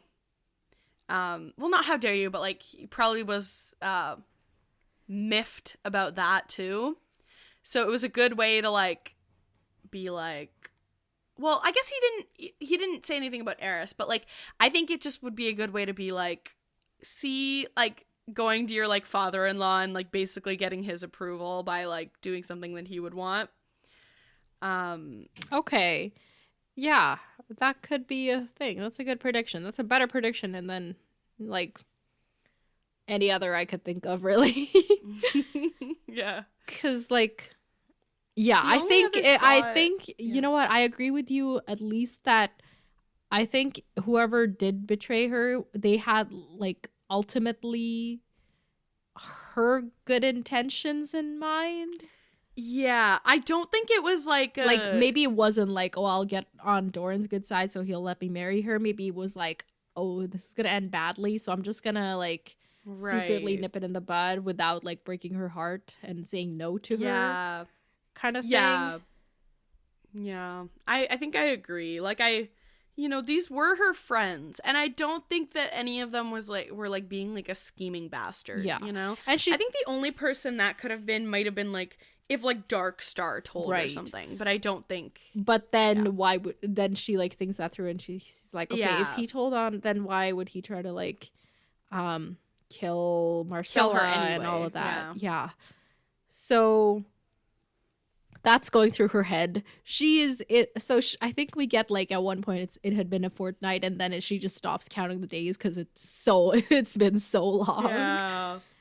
Yeah, but she's having like really interesting feelings about Eris, where like she basically just keeps being like, why did he do that? Like, Yeah. and then eventually she kind of comes to terms with like, oh, like he might have loved me.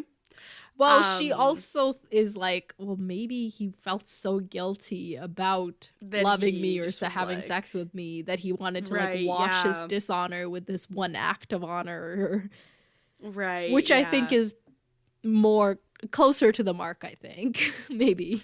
I don't know though, because I think like this wasn't like a thought through thing. Like maybe, but I think it was more like just impulsively he was like, have you seen that meme that's like, he protect, he attack, he fight back, like that thing? No. It's like an older one, like I think from like our childhood or something. Okay. But anyway, yeah, I think he was just trying to like I think it was just like the danger, protect Marcella, Ariane. Like I really like maybe somewhere inside it was like that entire time he was feeling so guilty and he couldn't get rid of it, and that's what prompted it. But I feel like it was more just like instinctual, you know? Okay. Fair enough. So she spends her first night and she's like, okay, whatever. She gets up the next day and she's like, okay, obviously I'm going to go see my dad today. And she like purposely chooses clothing that she knows is going to piss off her dad. And she's like, I'm angry and you can be angry and you can live with that. Except oh my God. she never gets the summons. And they like it continues basically for days on end, and we get the details of her life there, and it's we get a little mention of Sorella pushing in where she didn't belong, which could be like, oh, you don't belong at the Citadel, but now you're Alaris, or you know. I don't know. That could like add to our theory there. And so she then starts scheming, right? So first she tries to just make a run for it, which obviously does not work. They catch her very easily and nothing happens. But then she like starts kind of charming one of the servants who draws her bath every night. And she can tell that this servant has a crush on Garen. So she specifically starts mentioning him and how worried she is about him and how she wants to help him escape the situation, but I can't do anything. I'm stuck here.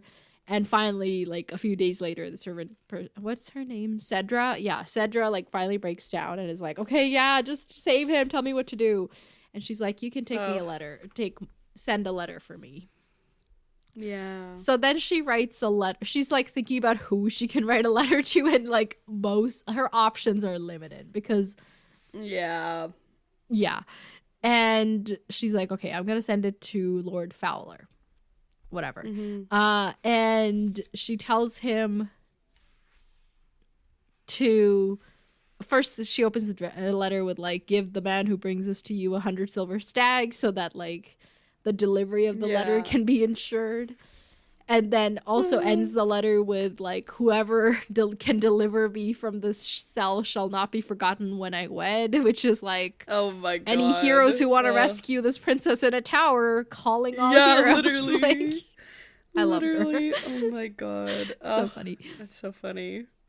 So also, she's hilarious. Like, before she tries to escape, like the few nights ago, whatever, she spends half the night just calling out the window for she's like, oh, maybe one of my prisoner sisters are here. Like, she's like, Tyene, Ilaria, anyone. Yeah, she thinks she's like, I spent half the night just yelling for them. Previously, the Sand Snakes had been imprisoned in the same tower, but so that's why she yells for them, but like they don't answer because we later learned they also have been moved. Most of them are at the water gardens and stuff like that. So she gives Cedra the letter. Cedra goes with it, and she tells her like exactly kind of like how to smuggle it out. But the next day when she's expecting news, Cedra doesn't arrive, and not the day after that either, and it's very clear that she was caught. So that doesn't work, obviously. And then she's like, oh, I hate my father. I hate everything. This is stupid. Does he just mean to keep me locked away until I'm dead? And then she's like, okay, well, if they won't let me meet with my father, maybe I can at least meet with, like, the guy, like, the jailer, like, whatever, and he doesn't get back to her either, Ricasso. The Castellan, or, oh, no, the Seneschal, her father Seneschal, who's also responsible for her imprisonment. Yeah. And he won't meet with her either. Yeah. And she's really frustrated. It's funny, though, because they know her so well that this imprisonment, it's like very, well, and not even know her so well. I guess it's just a good imprisonment. Like, no one will talk to her. Yeah, it's meant to break her spirit. Couldn't even send a letter. You know? Yeah, it worked. Well, it sort of worked. Yeah. So she's then thinking about, like, oh, he's just going to marry me off to some old guy. Like, he's always telling me, like, he's always proposing these marriages to Rosby, who we know is old, to Frey, which that just I was offended on her behalf just reading that, you know? Literally. Oh, sorry. Also, like, when she's talking about all the people who wanted her, she also mentions that her friend Dre had also wanted her. So he's second in my predictions list. Cool. Yeah. And then she's thinking back to, like, the Red Viper's philosophy on love and marriage and all of that. And he's like, he told all his daughters, like, get married if you want, but really just go have fun, have sex where you want. And the only thing I won't stand is if you come crying to me about some idiot that you are now stuck with, because I already taught you how to deal with that kind of person. And don't do it yourself, basically. Oh my god. And this is when Ariane is like, okay, well, I didn't have that exact, like, I knew I always had to marry. Like, that was a given. Yeah. But also, I was okay with one that. One of the people, did you mention Rosby being one of them? Yes. Insane. Yeah. Yeah, so this is when she's like, yeah, I knew that as, like, the heir to Dorne, I would always have to marry. Like, I didn't have the option to not marry. Yeah. But I was willing to do that, except my dad just gave me the worst wedding proposals, and it was an insult to me.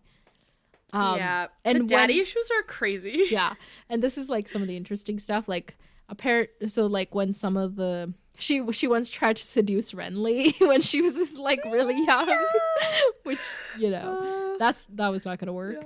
But so funny. Also Hoster Tully sent her an invitation to come hang out with Edmure. Imagine Edmure married to Ariane.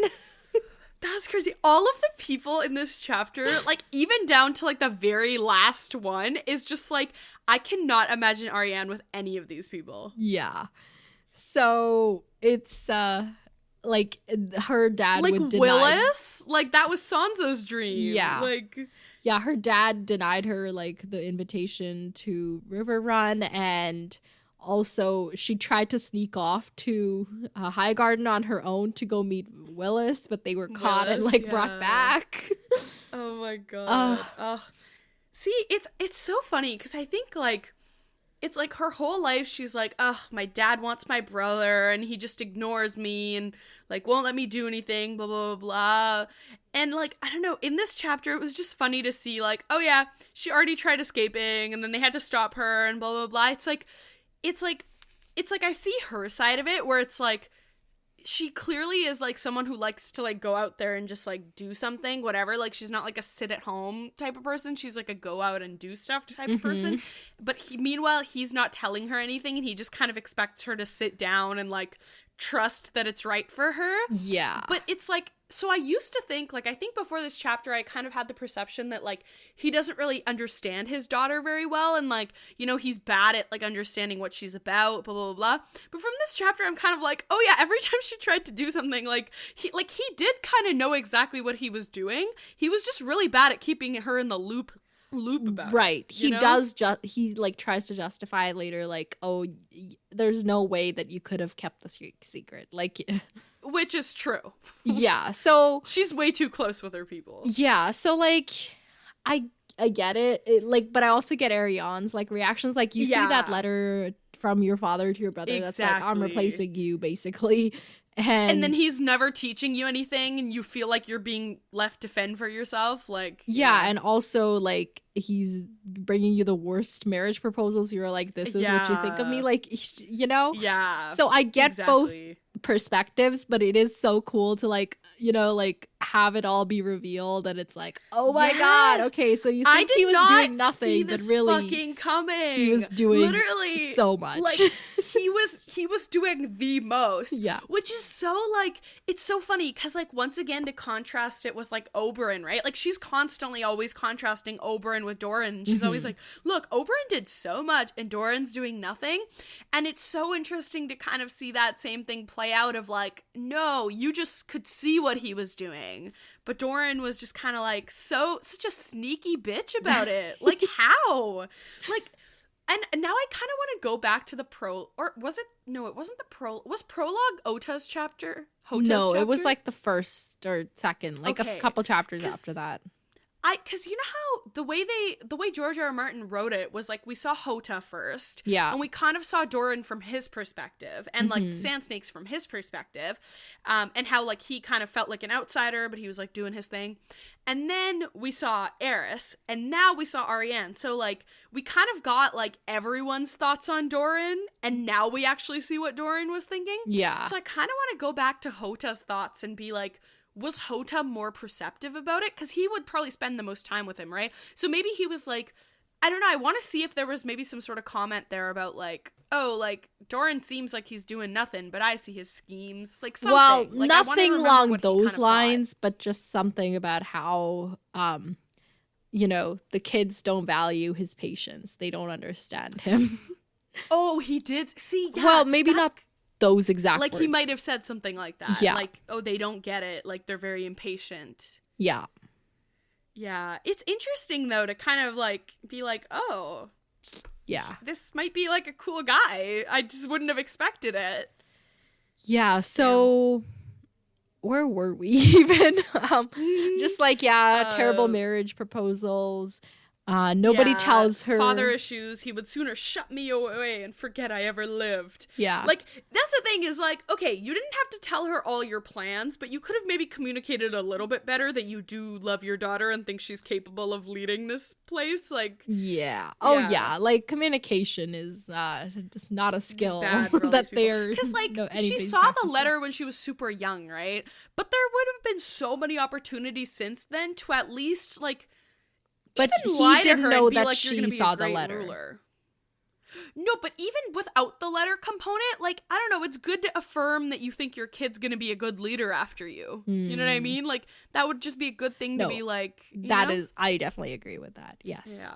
So this is like after Cedra never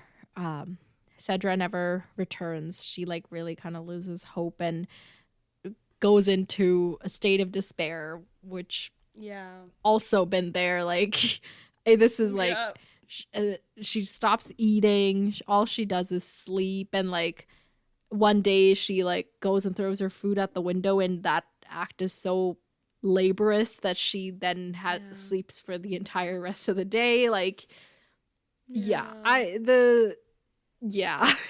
felt that. I felt that in my bones. Yeah. And then finally, one day, are like mad at her. Who's mad at her? Her friends. Her friends are mad at her? Like, you know when like a plan fails and you have to deal with the consequences, and then you just look for someone to blame? So you think her friends blame her? No, I just hope her friends aren't blaming her. Oh. Because they did know what they were getting into. Yeah, you know? I don't, honestly, personally, I don't think so. Maybe the friend who told blames themselves. Right. Yeah. And, maybe, okay, also, no, not also. So finally, one day, she's woken by Arya Hota. And it's like, okay, time to get up. Your dad wants to see you. And her first question is like, what did you do to Cedra? And apparently she's just like now hanging out at the water gardens. The whole thing is like, you can't be allowed near her. Yeah. That's the only thing. She's not being tortured or anything like that. And then just like, okay, she hasn't like eaten in days basically. So she has like a light breakfast, gets ready, puts on like modest clothing, the exact opposite of what she wore the last time to piss off her dad. Literally. And then she is escorted to her dad. Instead of like, she expected to meet him like in the throne room or whatever great hall for him to pass judgment on her, but he's instead calling her to his solar, and he is not looking well. Like, the gout be gouting, and like looking at him, she feels like almost a little sad. Yeah. But she's still like when she was getting dressed and all, she was like, you know what? I'm just going to plead for mercy and like do whatever he says. But when it actually comes time to do it, she's confronted. She's still, some of the anger comes back and she's like, Father. Oh my And god. Ugh. he's like messing around with a, how is this said again?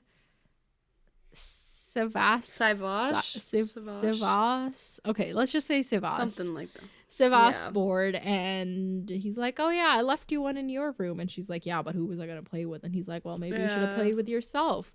Sometimes it's best to study a game before you attempt to play it."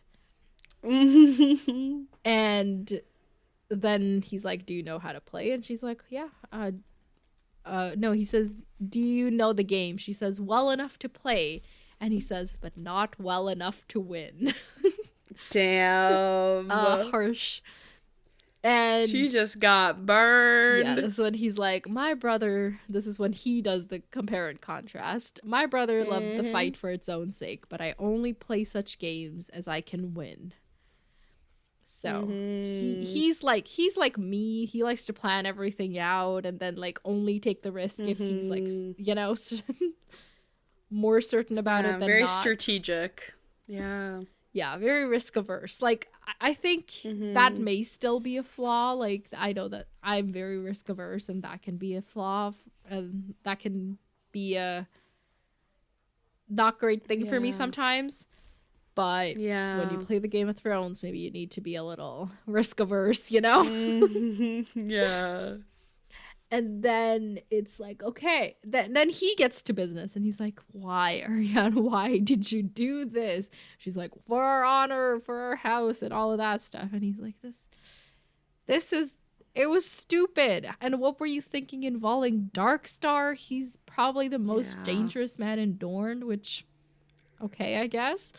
Yeah. And this is where she gets the update about Marcella. She's okay, just very injured and all of that stuff. And then she's like, "Yeah, but I want war. Like we can take the Seven Kingdoms." And he's like, "You should be smarter than that." Like, yeah. So, okay. So now we get some like history stuff. So the young dragon is the one who like conquered Dorne for the first time, right? Right. And apparently, to like make it seem like he was so great, he fudged the numbers quite a bit to make Dorne seem more formidable than it was. And Dorne was willing to go along with that because it made Dorne look great, right? Right. But really, Dorne is the least populous of all the Seven Kingdoms, and they can't take on the Iron Throne, at least not on their own.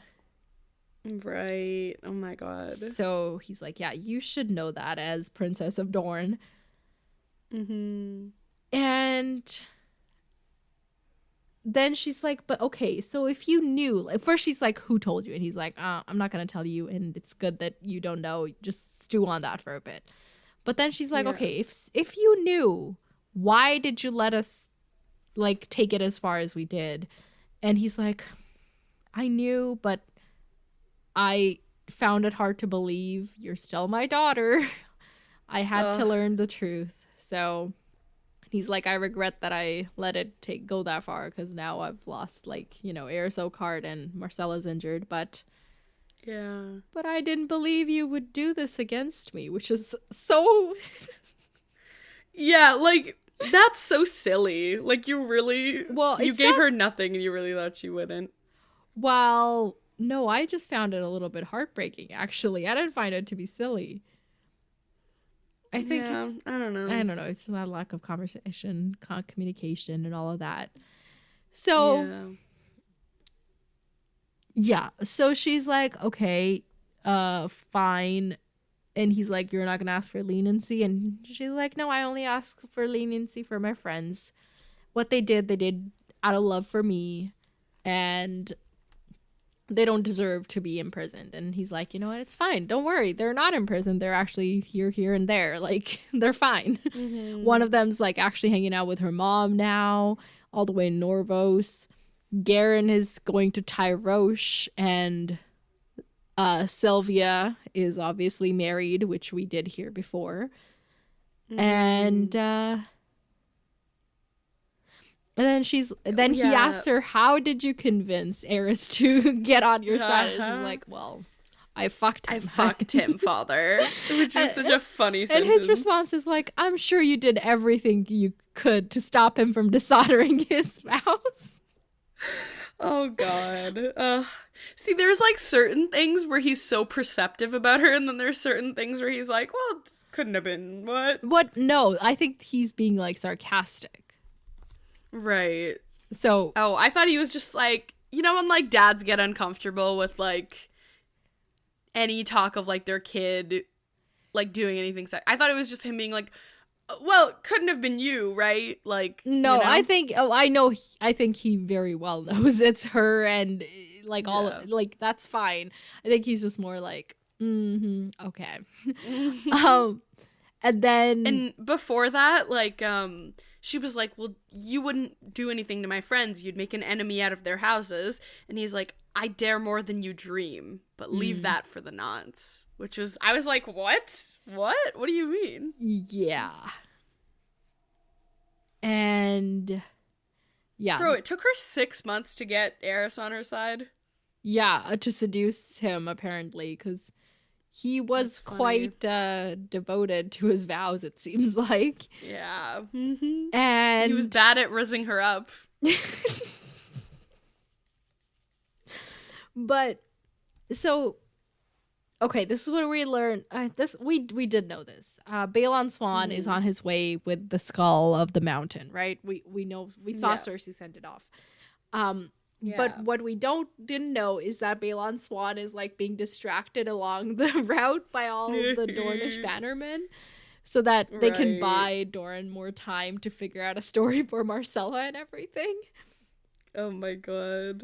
And that's so funny. Yeah, like he's like, what, like, should I say Eris died? Like he slipped and fell in the water gardens? Like, what do you want me to say? And she's like, no, tell him that he died protecting Marcella from Darkstar and, like, you know, honor and blah, blah, blah. Yeah. And he's like, okay, fine, we can do that. That would make sense. But what about Marcella? Once he gets to Marcella, she's going to tell him the truth. And this is where Ariane realizes that Doran knows Ariane has influence over Marcella, so he wants Ariane to convince Marcella to go along with their story. Okay, thank you. That was a very, like, a lot of, like, going back and forth between names. I think I did it mostly right. I don't know. Yeah. And then she's like, oh, I could, but why should I? And then he's like, I don't have the patience for this. And she's like, well, you always had patience for Lannisters, though, but just not for your own daughter. Yeah. You mistake patience for forbearance. I have worked at the downfall of Tywin Lannister since the day they told me of Elia and her children. Ooh. It was my hope to strip him of all that he held most dear before I killed him, but it would seem that his son had robbed me of that pleasure.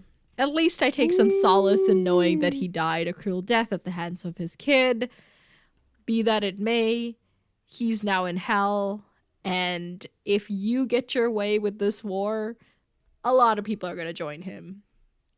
And she's like, you know what? I want, before I do what you want me to do and talk to Marcella, I need my cousins freed, and I want my rights. And then he's like, what do you mean your rights? Like, when did I ever deny you your rights? And she's like, this is when she, like, they go back and forth for a while. She's like, oh yeah, if you didn't deny me my rights, where's Quentin? Isn't he across the sea? And he's like, what? No, not at all. How could you possibly know of this? And she's like, oh yeah, I read your letter. You told Quentin that he would sit where you sit now and rule all of Dorne. What does that? Yeah. What did you mean if not to disinherit me? Why do you hate me so much? I guess if you kind of have this misunderstanding and you don't go and, like, talk to your dad and, like, clarify it right away, then you communicate even less, and then the resentment just grows and grows and grows. Yeah. Just talk it out, kids. That's the lesson of the story. Yeah. Yeah, it's like now she has, like, years of like material, basically. She's like, yeah, like you want him because he's a boy, you want him because he looks like you want him because he's doing what you send. Like, it's like all spilling over now. Mm-hmm. And Doran's like, no, you're so wrong. And she's like, oh, am I wrong? What about all these old people that you tried to marry me to? And then this is when he's like, I tried to marry you to them because I knew you would not marry them because Ooh. you were already promised. Ooh. Okay, it's like, once again, there's some things about his daughter where he's so perceptive, and then there's other things where he's just like, I didn't think you'd betray me. Like, you knew her, but you didn't know her? Like, what do you mean? I guess it's like the you never want to think that your kid would betray you thing. Like, I guess. Yeah, that's true. yeah, it's not like specifically about her. It's like the general like relationship aspect of it. Yeah. Yeah. And, okay. So Ariane's like, I was promised. Like, I was never told, and apparently, the pact was sealed in secret. I meant to tell you when you were old enough, but you can't keep a secret to save your life. So I could not take the risk, basically. And then she's like, okay, who have I been betrothed to all these years? And he's like, it doesn't matter. He's dead. And she's like, oh, was he so old that he like died of a cold? And he's like, no, it was a pot of molten gold, actually. Ooh. Thoughts? What does that Viserys. Right. So, okay, maybe not so right now. Okay. What do you mean so? Okay, yeah, so she was clearly betrothed to Viserys. Yeah. And they never changed their allegiance. Yeah. And so like the math behind this, I guess, is she marries Viserys. He becomes king. She's queen. Therefore, Quentin is Prince of Dorne. Like, right? Like, it makes sense. It's very simple. Yeah. Both of my kids are rulers. We're slain. Yeah. But now, since he's dead, you're Princess of Dorne, all you want to be. And your brother is the one who has to walk a harder path. And apparently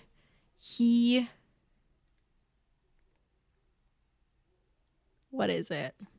Apparently she was actually like back in the day, she's gonna go be a cupbearer to somebody in Tyrosh and like secretly meet Viserys at one point.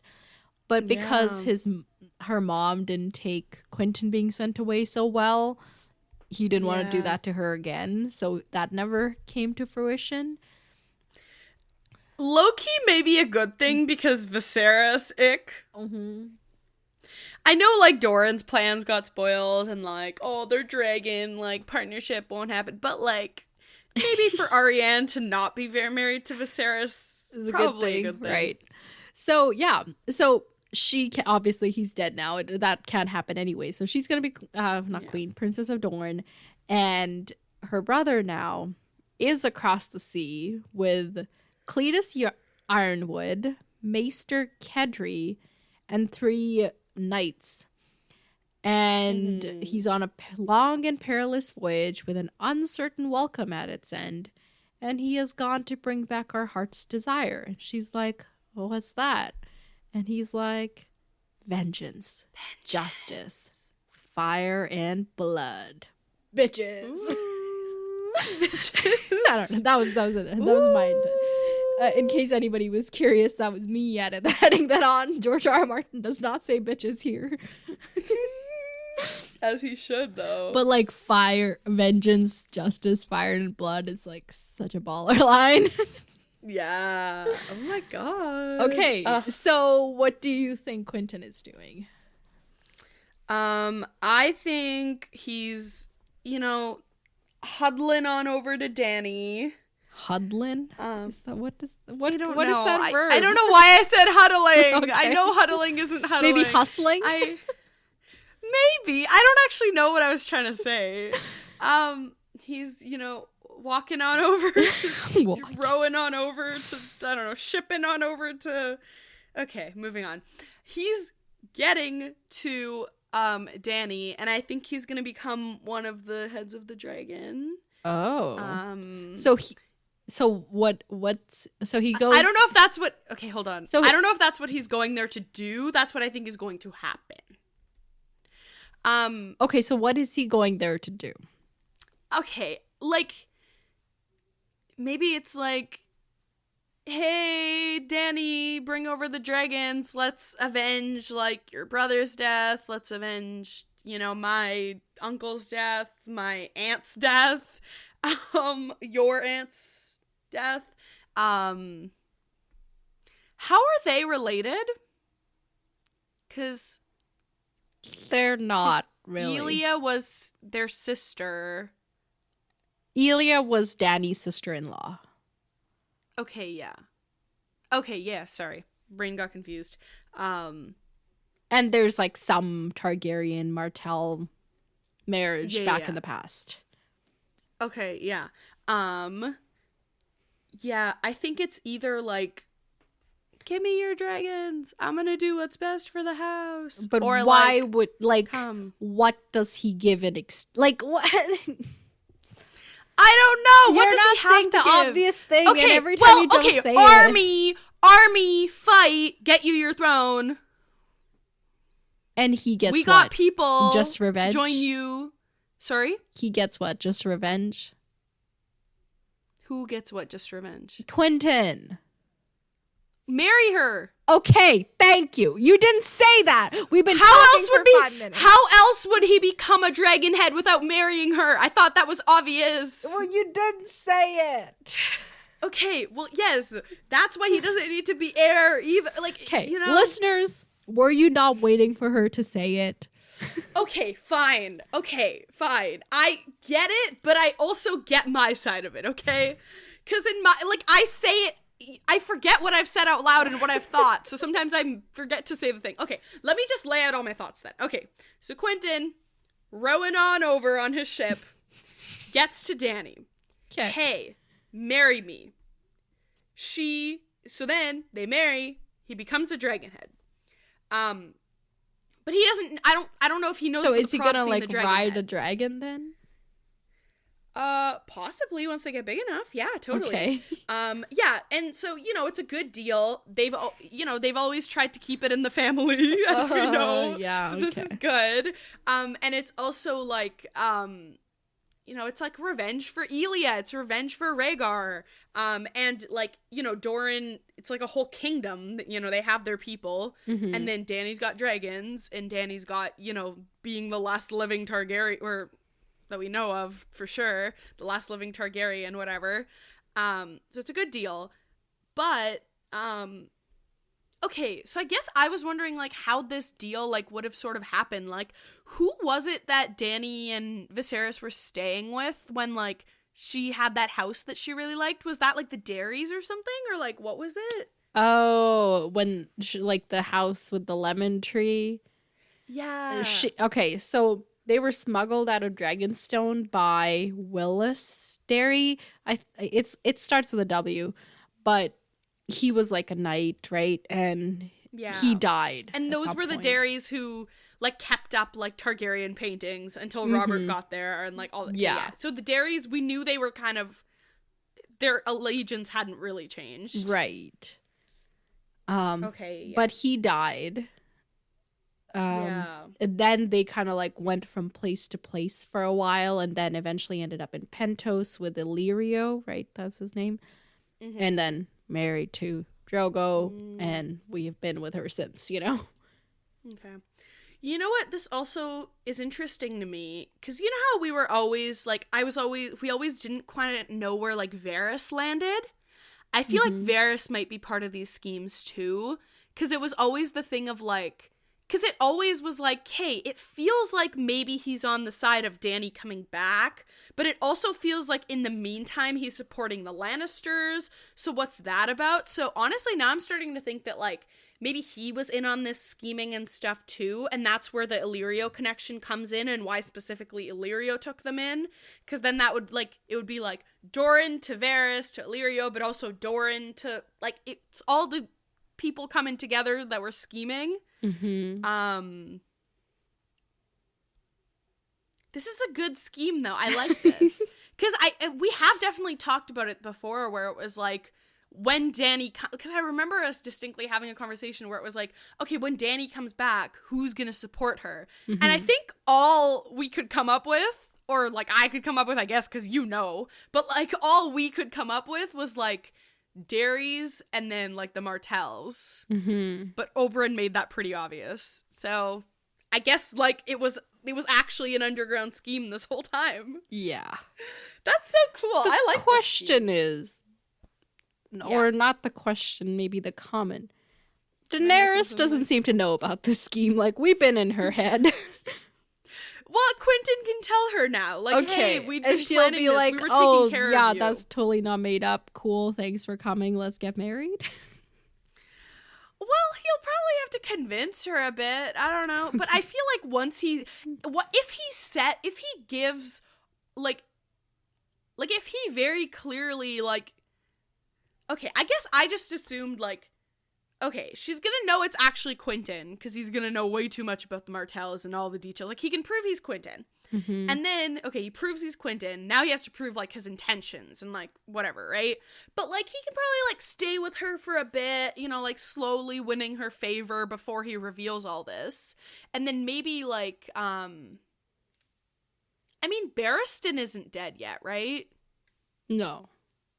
Okay, maybe Barristan can, like, talk some sense into her and be like, I don't know. I don't know what he would know, but like like his death is just definitely. Well, yeah, I don't know. For some reason in my head, I think I was just confusing him with one of the other old guys who's actually died recently.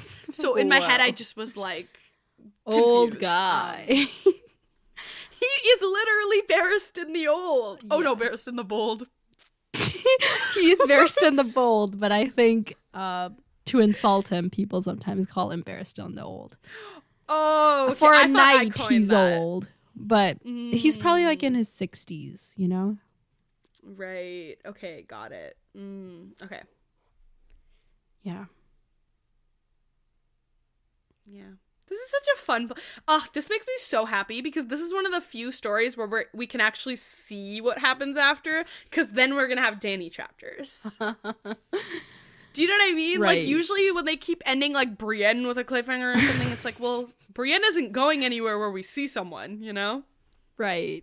Yeah, I guess that's true. We can see the other side of the story. I can't wait for... Dany chapters are always good, but this is going to be even better. Oh my god. Okay, so Quentin is first Dragonhead. Jon is second Dragonhead. Who's going to be third Dragonhead? So Dany isn't one of the heads of the dragon, even though she... But I thought Dany was the dragon. Like, I didn't... Right, because I guess, like, okay, then Dany. Okay, yeah, then Dany. So in my head, Dany, like, she was, like, the Jon, leader. They're going to be a throuple. Yes. Literally. See, I thought it was, like... So you're convinced about Jon. Dany was, like, the overlord. Sorry? So you're convinced about Jon. Oh, yeah. They've literally never been on the same continent at the same time. You're just like, yes. Okay, well, Quentin hasn't yet either. Well, now, like, according to this, he's on the same continent at least, and is aware of her existence and is making her way to her. Whereas Jon and Dany are not aware that each other exists. It's fine, still get there. But also, like, it's cool because now he's got all these people behind him. So, like, he's bringing people over to Dany, too. Mm-hmm. This is good. I mean, right now, he's got, like, 4 guys with him. Like... Yeah, but he's got the allegiance that those 4 guys represent. Sure. You know? This is good. Slay. So much is happening. I can't believe we only have, like... We have less than 3/4 of this full series. There's so much shit that has yet to happen. Why if quarters? There's 8 books. Oh. Well, okay, wait. We don't know that there was 8 books. We know that there's at least 7. supposed to be 7. But also, right. like, at this point, just call it fifths and, like, call that a day. Right. Oh, okay. Well, this is sad. We're four-fifths of the I way like in this, here. though. This chapter was so good. Yeah. It was so juicy. And it was, like, I also just like the drama of, like, her confronting her father. Yeah. And, like, just finally realizing that he doesn't think she's a worthless piece of shit is great. Like, Yeah. slay. Okay, so you already made predictions about what Quentin is gonna do and what's gonna happen. But maybe Ariane, so she's just gonna like hang out with her dad now and be the Princess of Dorne? I think so, but I do think because she demanded that like her sisters are released and stuff, right? Right, and he's So like, they already are. Yeah. And like there's already that conflict of like people wanting to revolt and being like, why won't Doran let us? So I guess now it's like he kind of has Ariane on his side to try and help that way, but it'll be hard for her to try and help without explaining why she's suddenly changed sides, you know? So that might cause a conflict with her sisters, so that might be bad for her, but I hope it'll be good and she'll be able to help like quell like the revolution for now, you know? Yes, sure. Why are you laughing at me? I don't know. Quell the revolution. It's just a very... it was amusing. I'm not laughing at you, just the choice of words. Because, like, you know, usually we're on the side of, yes, like, you know, revolution all day, every day. And we were like, let's quell it a little bit. Yeah. Because, like, we gotta wait for Danny to get there, you know? We went from Inqilab Zindabad to, like, Inqilab take a seat. Like... Yeah. Yeah, like she needs, you know, she's gonna try and wait, but that might cause some conflict, so that'll be interesting. And also it's interesting because like she hold on, what was I gonna, oh my god, I had a good thought. Hold on. It was about Ariane and what she's gonna be up to. Quell the revolution. Yeah, okay, hold on. Let me see if I have anything in my notes.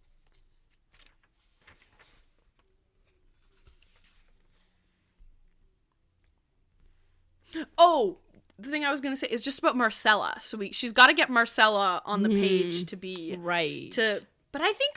Will she be successful? I think so, yeah. Okay. Ariane's a good manipulator. I think it'll work. Okay. Yeah. Cool. Okay, so Marcella's going to be on... will get it. Yeah, Marcella's going to be cool. But Marcella might also be like, I listened to you about the revolution, and that didn't fucking lead anywhere, you little shit. Even though she's Where's my queendom? Shit. Yeah, where's my queendom?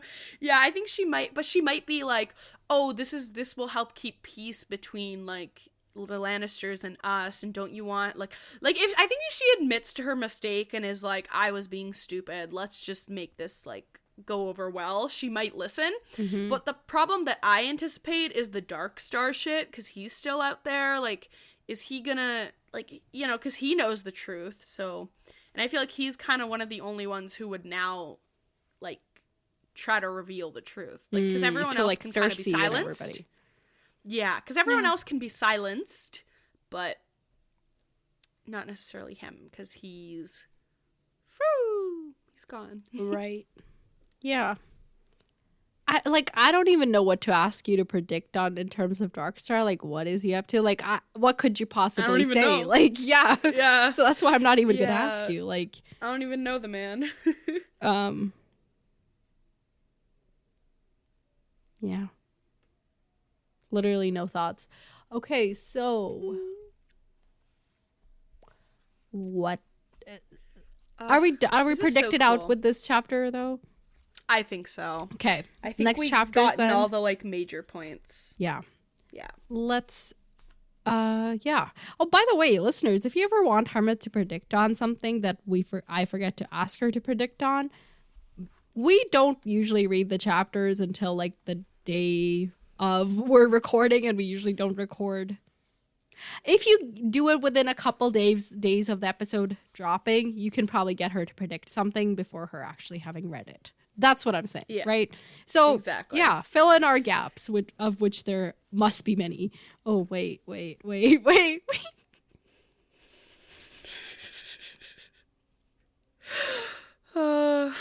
I just got the sexual innuendo of the filler gaps. Oh my god. Okay, sorry. I think I'm like, okay, by the way, my furnace is fixed. Sorry. Hey! The amount of... You could probably name this episode, by the way. It would work. We can name every episode, by the way. But so now I'm like warm and cozy, and now that's why my brain's wandering. Like, there's no good. There's just always a reason for your brain wandering, is what I'm hearing. I guess I just have a wandery brain. Oh. Aw. So, next chapters. Yes, let's do Okay, it. we're reading 2 chapters 41 and 42. Hopes and predictions, please. Ooh, okay. I would like to see... Choose wisely, because we're approaching the end of the book now. So I'm just going to put a little bit of extra pressure on you.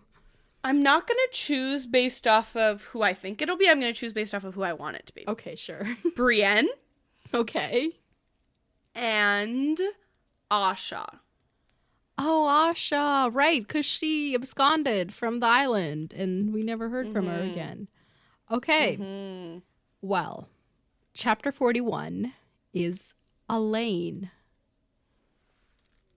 Ooh. Oh yeah, we haven't seen her in a while. I forgot about her.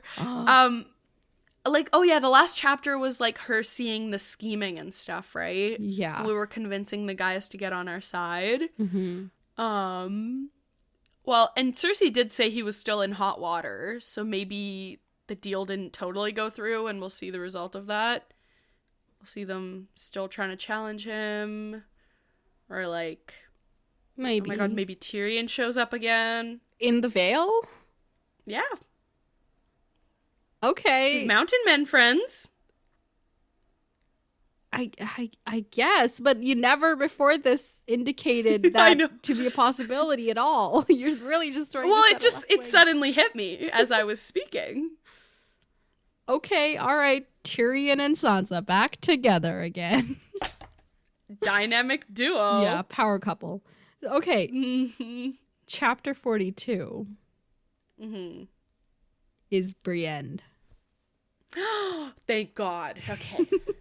Beautiful. I love that. Oh my god. Thank God George R. R. Martin didn't leave on that, like, cliffhanger. Can you imagine if that was the last Brienne chapter we ever got? Can I imagine a cliffhanger for a Brienne chapter? Yes, I can. No, but can you imagine if it was that one where it was like, is she okay? Is she gonna die? Okay? Is she gonna live? Yeah. Exactly. Like, cliffhanger of like... Yeah, that one's very difficult to imagine. Whether someone's gonna die. Oh my god. But like, you know what I mean? Like, that would, I couldn't handle it. Okay. I don't know what Brienne's gonna be up to. Okay. Because I just was like, this is the last time we're gonna see her. Peace out. Okay. Well, we're dealing with the aftermath. I do think everybody else was able to deal with the issues. And the fact that there's a chapter with her name gives us, yeah, she survived. Yeah. So like, you know, she's healing. Maybe she finally tells Gendry the truth. Hyle's probably being stupid. I love how you've turned on him. Well, he's being stupid because now I know his intentions. Before, I was just hoping for the best, and now I know that it's not the best. Well, you wanted them to get married and have babies together, and that's exactly what he wants, but now... No, but he wants it in, like, a misogynistic way. I wanted it in, like, a he fell for her despite having treated her badly way. Okay. You know? All right. So what are we going to see in this rom-com episode? More thoughts of Jaime, obviously. Oh yeah, she was at a crossroads and she needed to decide what to do, where to go. Well, okay, she's gonna heal, and then I think she was gonna escape and just leave him behind, but no, she really can't do that. I think she might stay here until she figures out where she wants to go. So like maybe like who was the guy? Septon Maribald? I think Septon Maribald, because he was gonna go on his way, right? So maybe he goes on his way. I don't know, Hyle will probably continue to follow her around like a lost puppy or something. But I think she's going to stick around until she kind of gets direction, and she's going to help out the kids and Gendry until then, maybe. Cool. Oh, I'm so excited. Like, I'm excited we have too. nothing but greatness ahead. Really? Oh, that's so good. Yeah, oh god. Okay. Slay. Okay. Do we have emails? Oh, I think we do have at least one email. Thank you for reminding me, because I don't know. Would not have remembered today. Let me just check our spam real quick in case there's something there. Nope, it's just actual spam, so let me bring your face up on the screen so that I can see you while seeing this. Whoa. I think I read this email when it came in, but I have forgotten what it actually says. Let me just quickly scan for any possible spoilers.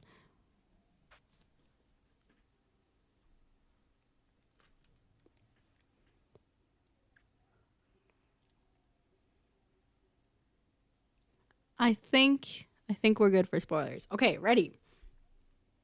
So this email is from Anna. It's titled First Time Mailing In and an Essay Recommendation.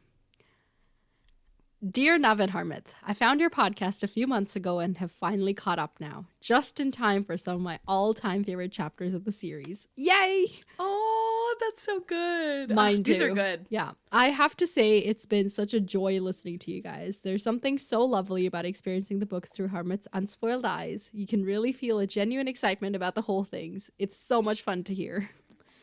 I can't wait for the life of me. Wait, there's no wait. I say wait so often, I just insert it into random sentences. I can't for the life of me understand how you've managed to not be spoiled yet, especially with social media, but kudos to you, Harmouth, and to Nav for all the preparation you do for the podcast, and thank you for bringing the rest of us along for the ride. Oh, that's so kind of you. Yeah, it really is kind of a miracle how far we've gotten. We just got to keep it going for a couple more years, I guess. And in terms of preparation I do, sometimes I do it. So thank you. Lately, in the search for more content, I've been reading a lot of fan-made essays about the book series. Most of them are quite spoilery, so this is mainly for Nav and any interested listeners, but I wanted to recommend one called If It Is Chains You Want, Samwell Tarly, Gender and War. And there's a link, and I will put the link in the show notes. I'm going to make a note of that. Link to essay in show notes. Yay. Because then I'll actually remember. It discusses how Martin deals with the themes of gender with a focus on Sam. In particular, I think it presents some very interesting thoughts about the otherwise often maligned sex scene from last episode, as it draws some parallels to Brienne's chapters, and I hadn't really considered before. I think you'd like it. You know, yeah, I'm looking forward to checking this out. And in the Discord, we had a little bit chat about, like, the weird language George R. R. Martin sometimes uses around sex, and people, like, were explaining with Sam, like, he calls his penis a fat pink mass because he's so awkward about his body and he doesn't know how to deal with it, but also how he's a self-insert character for George R. R. Martin, along with Tyrion, and how, like, that plays into it. It's, like, a fascinating little niche to dig into. But you can't do it. Ha ha. Sorry. No. Any non-spoilery things we'll bring to you, okay? Okay. If you or the listeners have any essay recommendations to yourself, I would love to hear them. Anyway, I hope you're both doing well. Sending you lots of love from Denmark. Best, Anna. Hershey like the chocolate. Aww. P.S. Thank you, Anna. I did also join the Discord recently, but I'm a bit anxious about social media, so I can't promise I'll be super active in there. Y'all seem like a very nice and welcoming group, though, so who knows? It's no pressure, Anna. We, like, do as much or as little interactions as you want. We just love having you along for the ride. And speaking of Discord, since the last time we recorded, we have successfully had our first watch party. And Woo, woo. it was so fun. We had like several people join us from literally all around the world, and we watched Ted Lasso, which I'm always happy about. But we converted somebody to watching Ted Lasso, and that is always a good thing. So yes. Yeah, oh my god. Yeah, if you guys want more of those, join the Discord. Yeah, that one, like, really, we've been talking about making something like that happen for a while, and then it was just like, I saw Mats and I were talking about it kind of, and then I looked at my schedule and I was like, okay, right now we're in the before things get busy and wild season of my life, and it'll be like that for several months, so let's just do it. And I was like, let's do it this weekend, and people like actually came and like made it happen, and it was amazing. So who knows, we'll do like another spontaneous one again. And it was amazing, and it was fun, and it's fun listening to people live. Apparently Mats was saying how like he always listens to us at twice the speed, so it was weird listening to us at normal speed. Oh my god. That's so real though. That's so real. Yeah, but it was... Me to my professors. Yeah. Honestly, yeah, recorded lectures, there's no way you can just listen to them on 1 times the speed. That's... No. Yeah. They never talk quick enough. They never get to the point. Yeah. And as for essay recommendations, I don't have any off the top of my mind, but I'm sure there are. I've read... I'm not allowed to read any, so... Right. But if anybody has any... either email them in if you want them read out on the podcast, or share them in the Discord for everybody who's there. And, of course, to do that, join Discord. The link is always in the show notes. Follow us on Instagram at Pop Culture Symposium. And to send us emails, our email is popculturesymposium@gmail.com. Everything is in the description, so you don't have to spell a single thing. And I'm so excited. Okay. Anything else? No. To add? Thank you, Anna, for your email. I love getting emails. And thank you for joining Discord. Thank you for following along. Thank you for putting up with us. Just thank you for everything. All right. I think I've said all the things. It feels weird because all of our episodes recently have been like 3 hours. And like this one is like 2.5 hours. And I'm like, it doesn't feel right. So... I guess I hope you enjoyed. Until next time, farewell, my friends. Talk to you later.